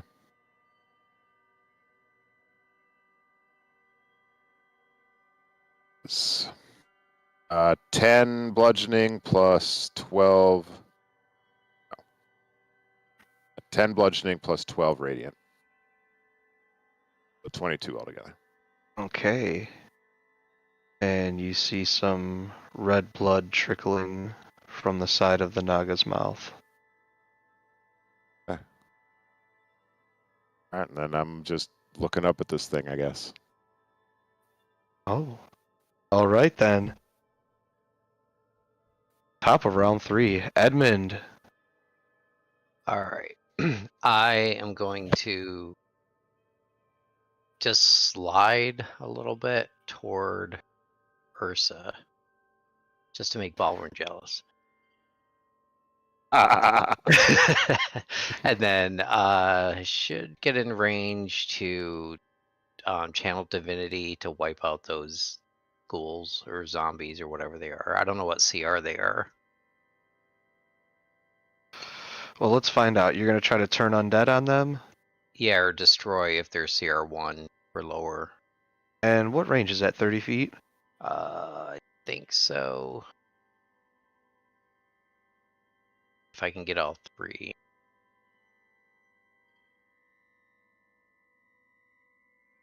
The other one's Got it. just beyond 30 feet. Yeah, I don't know if I have any. If I move away that far enough to get them, I'll take the opportunity attack. You could imagine that you would. Yeah. Could imagine that Edmund would have to suffer an opportunity attack should he choose to do that. Yeah, I'll do it. I want to get that 3rd one, so Okay, so yeah, they are gonna make an opportunity swipe at you. Oh, sorry, this should have been at disadvantage, but it's a miss anyways, nonetheless.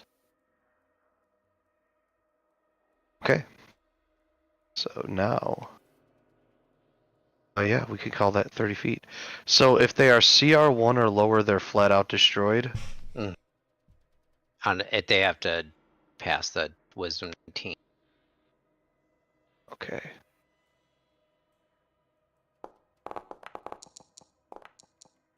Alright, well, one of them did.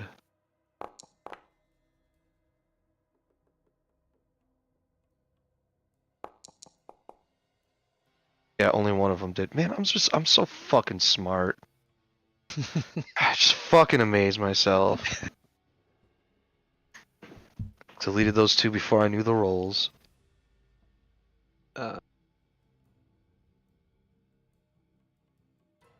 Alright, and then so that'll free up Ethlyn to move, right? Yeah, I'll be honest, I don't think Ethlyn was worried in the least bit.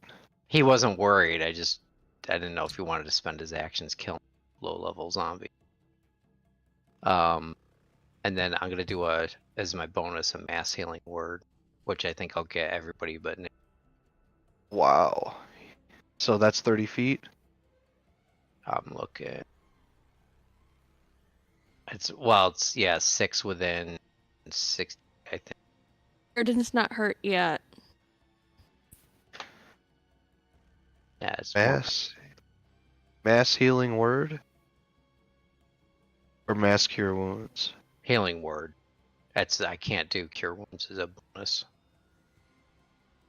That makes a lot of sense. And that's a shitty roll, but And yes, it is 60 feet. Yeah, it is everybody but Nadri, pretty much. 7 to everybody but yeah, Nadri. kind of a crappy roll. You know what? 7 is better than none, and it's like 14 for the barbarian in some instances. And certain types of damage anyways. I'll just slide a little bit away from the edge. I know I'll have to get back close to the assassin, but Yeah, well, it's not a bad idea. Alright, so is that the end of your turn? Yep. Alright. Ursa, they will make their attack normally since they don't have to roll with disadvantage, and look at that. Whoo, doggy. Alright, Ursa's gonna take 8 slashing damage, followed by 59 poison damage. I'm down. Oh. What? ah, shit. What the? Balrin's like, I know. No, she was. Why did I come to help Earden? That's alright. I got Standing this. right next I to got you. this. As Okay, I so those look are at- black holes of death, is what you're telling me. Shit. What the? That was Remember that insane. Ursa. That Remember was that Ursa is a fucking zealot barbarian. insane. Holy shit. Alright, and yeah, this dude is gonna step right over Ursa's body and make an attack against you, Edmund. Also, not at disadvantage. No Dude. fucking way. Rick. No fucking way. No fucking way. Did you just roll 2 fucking nat 20s in a fucking row? Oh my god, that's so unfair. Dude, I think that's the 2 slashing first time- damage, followed by 52 Oh, poison I'm, damage. I'm, Actually, I'm canceling. you do my credit. There's no question. okay. And I was gonna say, you do get a save on this. I'm just gonna roll another Oh, regular good. attack. real quick. That was so fucking hilarious. What the hell? Oh my god. Alright, so just count this as a hit. You do get a DC 16 con saving roll to try to not take that much poison damage. All right. Wait, should I have gotten a con save, or did it just shovel Yeah. through because of the clip? No, you get a con saving roll to try to take half of the poison Sweet. damage. Okay, I need to take that because holy shit, Okay. I might be up. Okay. Yeah, if you can beat 17 it. on the die for 23. Okay, so for the poison damage, instead of 70, it's 35. Okay. and What Or was that? for Edmund, 2 slashing damage, 22, or 2 slashing damage, 11 poison damage. So 13 total.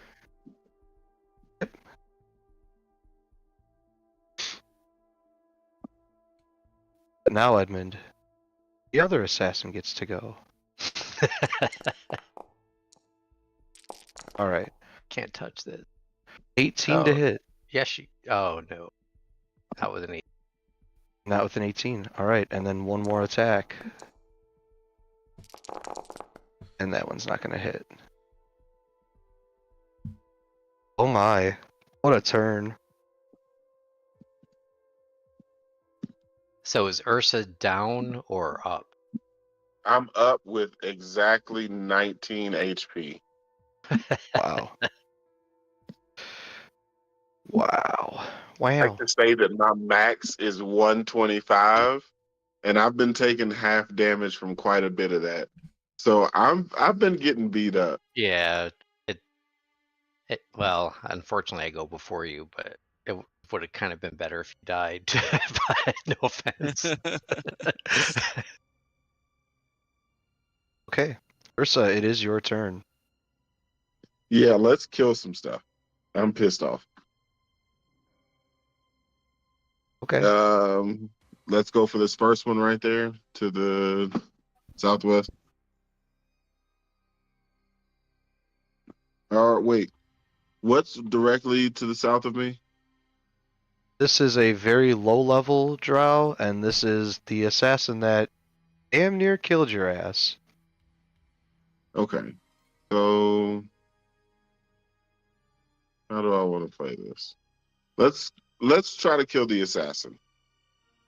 Okay. Go for the assassin Um, first. Break weapon master, reckless attack, 21 to hit. Yes, that is a hit. 21 plus 8 is 29. 31 damage.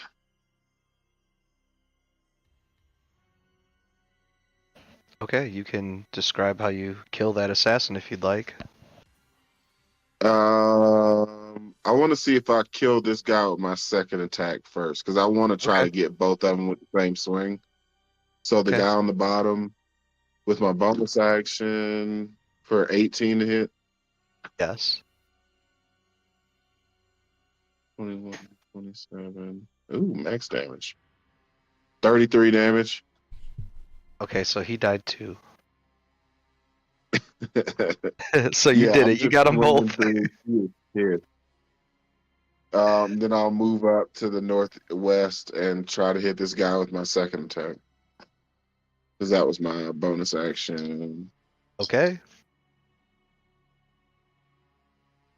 Or before I moved, how far away was I from him?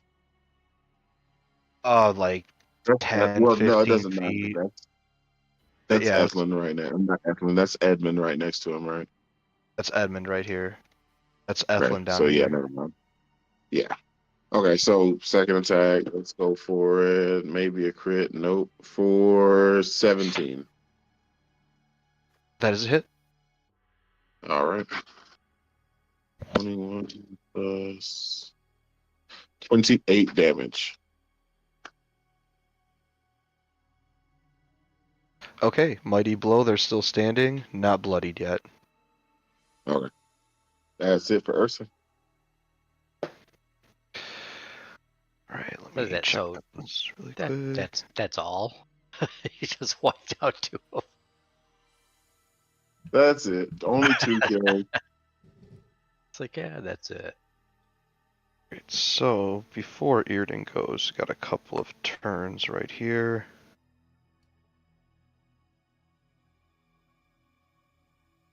Ghoul's gonna. Well, with turn undead, since it passed the save, can it move like closer and stuff, or like? Let me. I don't think it has any effect at all. I think it's a save or suck.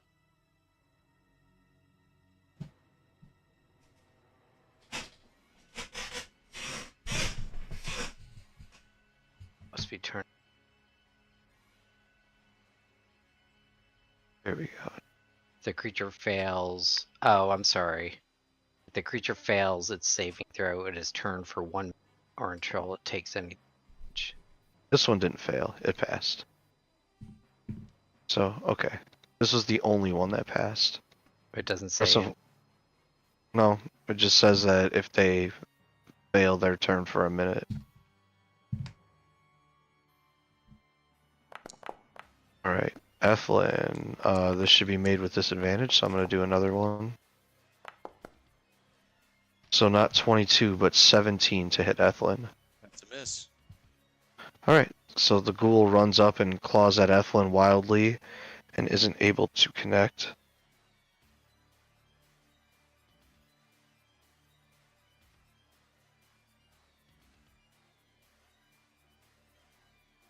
Hmm.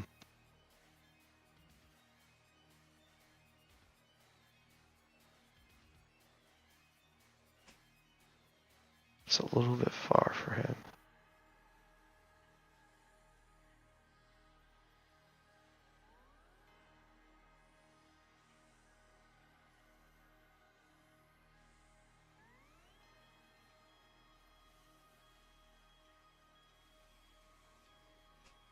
Sorry guys, I'm just reading a couple spells really quick.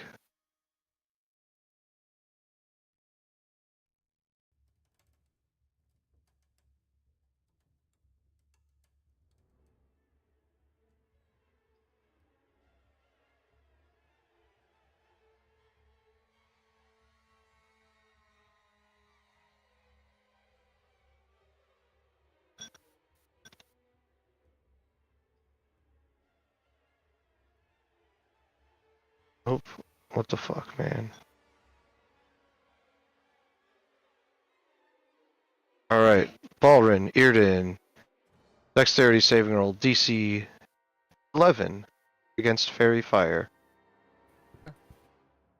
We're able to get a +2.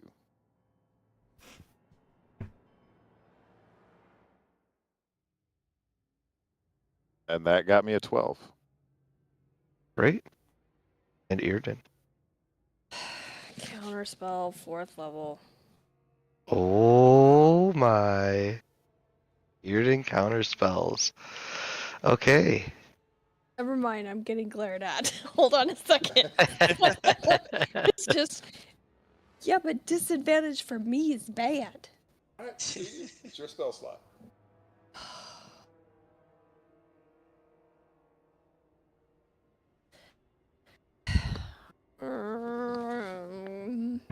Yeah, I'm gonna not do it so I can do some other shit. So yeah, I failed.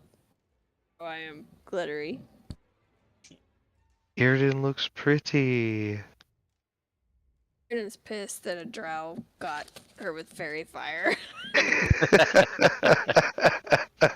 the oldest trick in the book. Or it's like, you just got to be shifty on your feet like me. Aaron's about to dawn this whole motherfucking place. Consequences be damned. This dude is gonna climb up on here, and he is gonna try to shoot the T-Rex. Cause, I mean, you know, he's like, what the hell? This is getting crazy.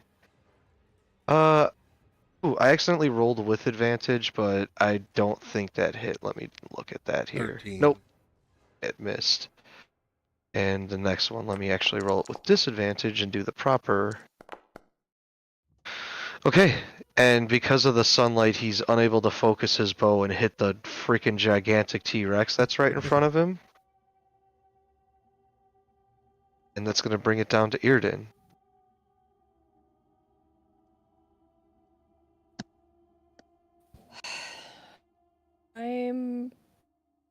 Jesus. I had this great idea. was gonna levitate the stupid Naga over the pit and then just go, oh, I dropped concentration. But Max and I did some research, and unless she's on like the Atkins diet and has lost a lot of weight Mhm. and is under 500 pounds, Right. Daisy, stop. You're looking at yourself in the damn window. she looking a little anorexic. No, she's not. Naga is Damn looking it. very Yeah. Naga-ish. Thicker than a Snicker. Alright. Thick. Well, Christ. I'm sorry, my dog is like whining, so if you hear some whining in the background, just ignore her. She thinks she sees something outside or Aw. hears something, so she's just. Aw, And she may, but I'm not gonna let her out there. She went out to pee Nick. like less than an hour ago. Nick, allay her fears. And I'm No gonna thanks. I don't want her to get cast- skunked or nothing. I'm gonna cast silence on the Naga, knowing full well that it will put me in it. Just that way, it can't hit me with any goddamn spells. And then, as a bonus action, since spiritual weapon is still out, and I can move it up to 20 feet. So I'm gonna go after the guy that's like on the ledge there. And so spiritual weapon. Going to try to hit him with, oh crap, 12. 12 is a miss. Yeah, cool. Then I'm just gonna, as I can't take dodge or anything. And if I move, I'll get an opportunity attack. Oh shit. Yeah, I'm just gonna stand there and regret laughing. Nadri. Okay. How high up is this guy? Did he just serve himself up on a platter? Yeah, I mean, he's like, maybe only like 5 or 6 feet up. It's not like super high or anything. It's a dinner table. Yeah, he put himself on a plate for me. That's Mm. nice. Daisy Doodle, come here. Come here.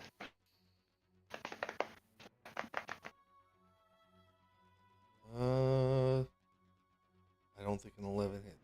Oh, no, one automatically misses. So yeah, you bend down and you try to bite him, and he like tucks and rolls to the side like just at the last second. All right, following up with the tail. Okay. Push him off, push him off. 15 does not hit. Ah, He dodges the tail. not the tail. Woo! Aaron, you know what to do. Is that the end of Nadri's turn? Yes. You're gonna just put her own Okay. self in a silence bubble. It's almost Ethlyn's turn, but first I have 2 enemy turns to take care of. Give me 1 second here. And Link.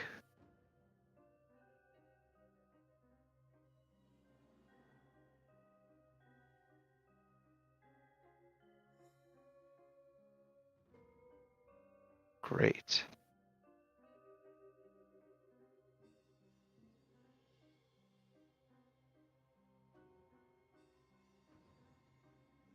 So this dude comes back from the ethereal plane, or I'm sorry, this Lady Drow comes back from the ethereal plane.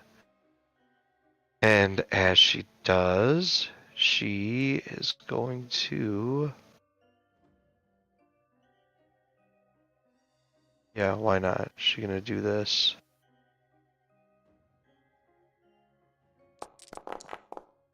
Alright, T-Rex. It's gonna be a dexterity saving roll DC 14.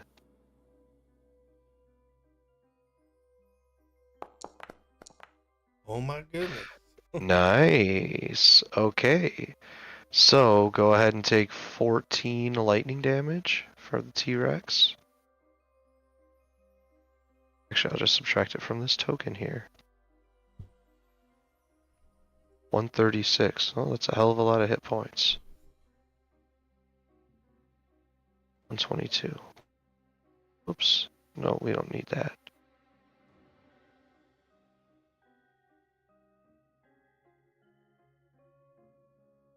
Alright. They're gonna move back this way. That's gonna be the end of their turn.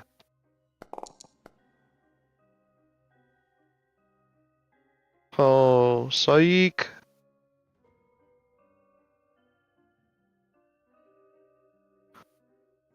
Alright. Bearden. 20 to hit. Yeah. Okay. 3 piercing damage. DC 13 Constitution saving roll. Constitution, you say? Mm-hmm. Twice.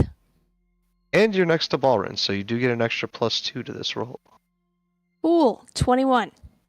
Okay, so instead of taking 46 poison damage, you can take, or sorry, not 46, instead of taking 39 poison damage, you can take, what is that, 15 plus another 5, you can take 20. So 20 poison, 3 piercing. The Naga bites deeply into your shoulder. All right, I will use Sentinel to get a opportunity attack here. Sure.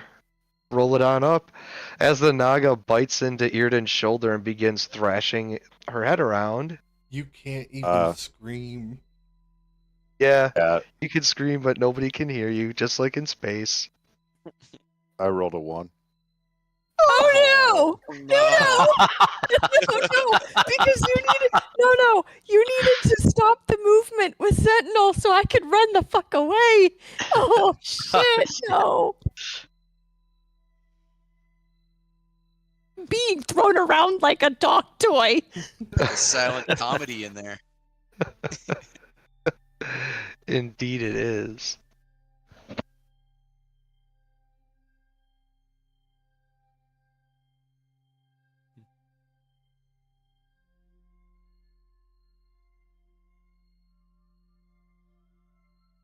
She's gonna slither around you guys outside the silence. Balrin's already used his reaction. Irden, you may use your reaction to make an attack if you'd like. And I'm in silence. God damn it. Limiting you to like a dagger attack style thing. Yeah, I will do it. Actually, I think I have a short sword. I'm actually gonna poke it. Nice. I'm gonna hit it with my short sword. Okay. Holy shit, maybe I should be a fighter. 24 to hit? That is a hit. Woo! 10 piercing damage. That's more than I did with my spells. As it slithers around Irden, she quickly pulls a short sword, dagger. What have you got there? Short sword. She quickly pulls a Right. short sword and stabs into the side of the Naga. She hisses once she gets outside the silence, but you don't hear her because you Screw are this deaf. magic shit. Athlin, it is your turn. All right. Here we go. I'm going to go ahead and kill this ghoul. So, Staff of Striking.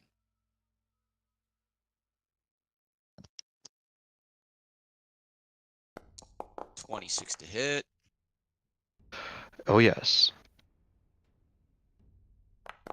12 damage. All right. You hit it with the staff in its ribs, and it starts coughing up blood. Okay. I'm gonna go ahead and do another key point for Flurry of Blows.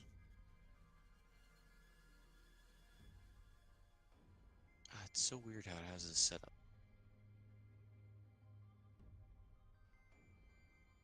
Okay. I'm gonna go ahead and hit it with that flurry of blows. Unarmed strike. Ugh. 10 to hit. Miss. Okay. Another hit. Oh, no, Ricky Bobby. No. God. So you hit it in the ribs with the staff, and while it's doubled over, you try to do 2 quick kicks to it, and it just like whoo, whoo, whoo, Damn it. moving side to side. Alright, now there's the freaking Steph is striking. All right, you pull the staff up over your head and swing it down, trying to crack this thing on the back. 13 to hit. No, Ah, 13 misses. Oh my goodness. gosh. Darn it. Alright. That is it for Ethlin. Can't kill a freaking ghoul. Worst Batman Ballrin. ever. All in Ballrin. All right, Balrin almost out of smite, so he gets just as much damage by throwing his hammer at this point. So he just lets it go. He lets it rip. Advantage. A 25 to hit. It's a hit. 4. Need to remember you get advantage so you can see if it's a crit. Oh, I did. Okay. 12 bludgeoning damage. 12 bludgeoning. Okay, the Naga is still bloodied, but still in the fight. As the hammer flies back in my hand, I'll throw it again.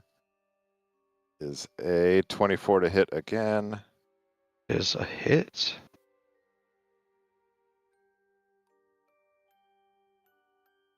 Ugh. 12 damage. Ooh. The hammer hits it this time directly in its face, and you can tell it's knocked loose its jaw this time. It's very hurt. Balrin just starts talking in a massive amount of shit, not realizing that nobody can hear a word he says. Yeah. Oh man. That's so funny. Alright. We'll bring it to the top of round 4, Edmund's turn. I will step in front of Iriden here. Hold on a second. I Okay, go ahead, Max, do your movement.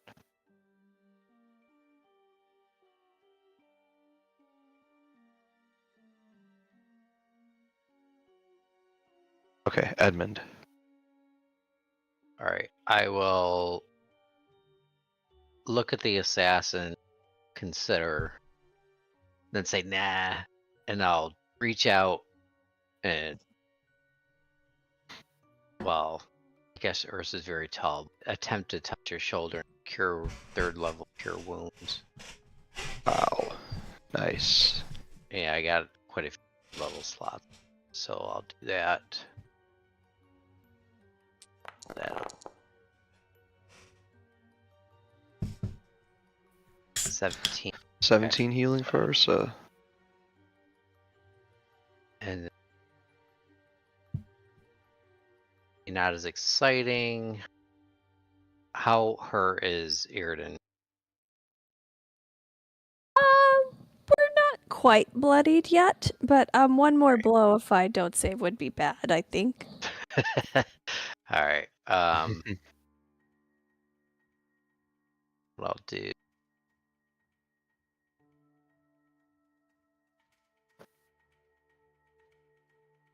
Yeah, I'll throw a healing word as a bonus on you, just for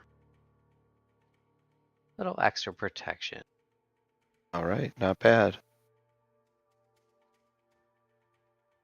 It's not a bad roll either. The second level. 12? Nice. Mm-hmm. Thank And- you. Yeah, that'll be my turn. And I'll let Ursa kill this damn thing.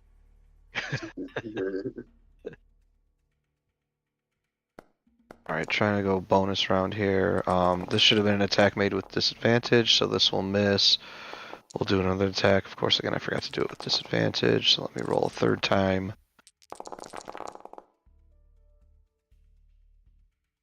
Okay, so 20 was the lower of those 2 rolls.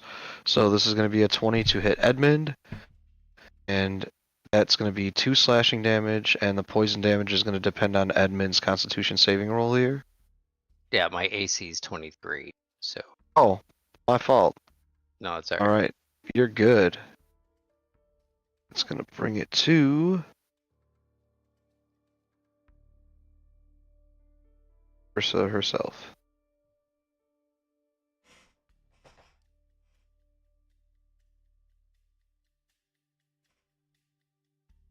There is a With a chance still cook. Cook fell asleep. I was gonna say, I saw that earlier, that Cook was kind of getting tired. Well, it is getting close to 1 a.m. for our East Coasters anyways. So maybe we finish this off next week, starting yeah. with Ursa. Sounds good. Yep, that works. Alright. This took a little bit longer than I thought, this fight, but been That's a pretty alright, I good didn't even- one, pretty amazing. tense. It's amazing what the terrain can do when it comes to a fight. Yeah, I was actually glad to find a couple of the maps that I had found throughout the week to set this up, because I was like, oh yeah, this is pretty cool. A couple you guys haven't seen yet either. I'm really looking forward to showing you guys. And of course, as promised, I would like everybody to go ahead and level up.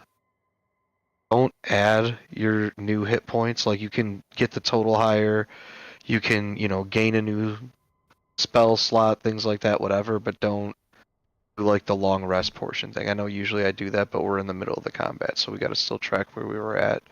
But I did tell you we'd level up this session, so I don't want to not do it. Yeah, we could just do it next time. Whatever. Yeah, or you could just figure out everything you want to do and just be ready to do it next time. That's fine too. I was so waiting for you to push somebody off that ledge. It didn't work out in that way for me. I wouldn't have been afraid to. I would have tried to do it. And I'm telling you, man, when Nadri was flying over, I was licking my chops for sure. Oh, what's up, Cook? What's up? Yeah, I dozed off.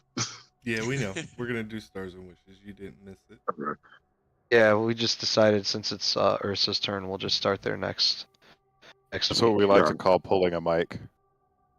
Yep. Yeah, well, Hold a definite mic. I can't have a monopoly on everything, I guess. All right, well, Max, since you called it, let's do the Stars and Wishes. Since you called it pulling a mic, I like that. Stars and Wishes, Max. So you have totally fallen asleep. It's just you have someone right here going, "Hey, it's your turn. Wake up." I think It's How teamwork. about I'm sitting in a Dude, wipe beanbag Diamond chair. him You're out. like, I'm sitting in a beanbag chair. Y'all are amazed I'd stay awake ever. So, nothing but stars today. This was 2 really, really good back-to-back combats. If I would have known there was going to be back-to-back combats, I probably wouldn't have thrown all my 3rd level smites at a big worm. But it was great, and really enjoyed it. A lot of resource management, very crunchy fights, very cool. The first fight where all the marshals immediately ran at the bad guys, and then the guys came out and started sniping at the squishy folks in the back. That was awesome. This battle was cool, where the T-Rex flies over and Alyssa's talking all the shit, and then the Naga's like, "Oh, by the way, I can do that too." Outstanding. It was pretty cool that despite the fact that I was tanking the hell out of it today, I took a grand total of 0 damage the entire session. So that was cool. That's all I got. Nice. Good one. All right, Alyssa, since you're sitting right next to Max, what have you got for us? Stars, even getting hit for me, even though I'm squishy and shit like now, the 50 or what was that 30? That would have hurt. Taking that much damage as it's kind of fun because like as a player, I'm kind of like a watch the world burn kind of person. So seeing her take damage for once is like, okay, all right. This shit gets real every once in a while. I can't actually haste and hide every time. Because that first damn fight, I used up like all my sorcery points. I have 1 chance to like twin haste, but the problem is now I have no 3rd level slots.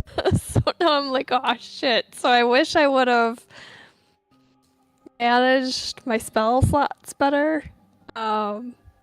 But I guess we kind of got, what do you call it, spoiled for a little bit. So this is nice to kind of bring everybody down to some gritty fights again. Like when we were first slogging through. So all in all, it was a great session. I loved it. Awesome. How about you, Scott? You got anything for us? Yeah, no, I enjoyed the fights. I'll echo a little bit what Alyssa said. So yeah, I used a lot of spell slots, took some damage, which doesn't typically happen. So I like the surprises where them dropping in, and I was like, oh crap, now we got to deal with them. The massive damage on Ursa was a shock, but it was good in a good way. So yeah, all good things. Probably the highlight would have been probably watching fall asleep. That was no, You it just was got good. further and Appreciate further and further entertainment. back in the chair. Yeah, I know. And the whole time I could think of, yep, we've all been there. Oh yeah. But Frequently. yeah, that's awesome job, Nick. Thanks. Awesome. How about Cook? What you got for us, Cook? Yeah, I did.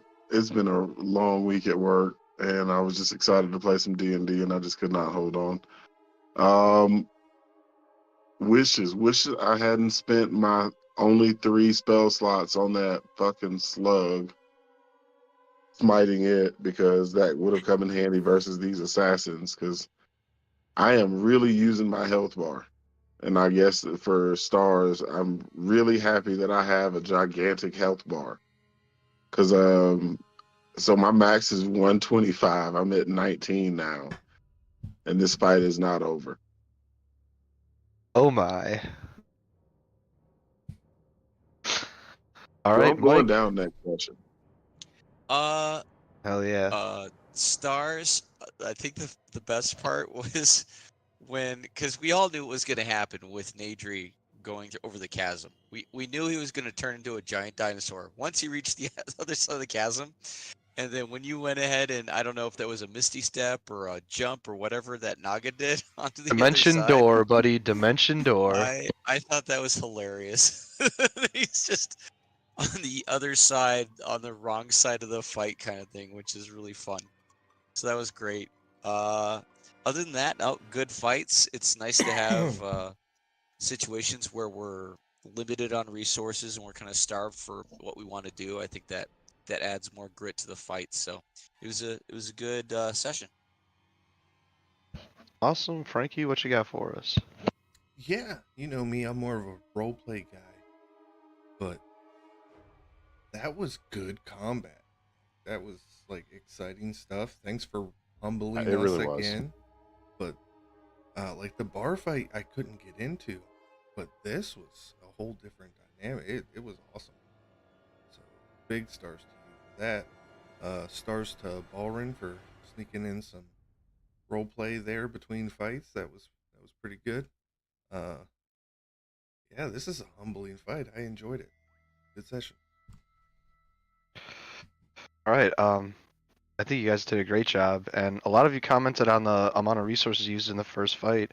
I'm gonna tell you guys that slug not only had that bludgeoning damage resistance, but the thing had like 209 hit points. It was a very meaty thing. So you weren't on the wrong track in spending those resources to get it out of the way. Especially if it was able to, really start giving you some damage. But luckily, it wasn't able to do that to you guys.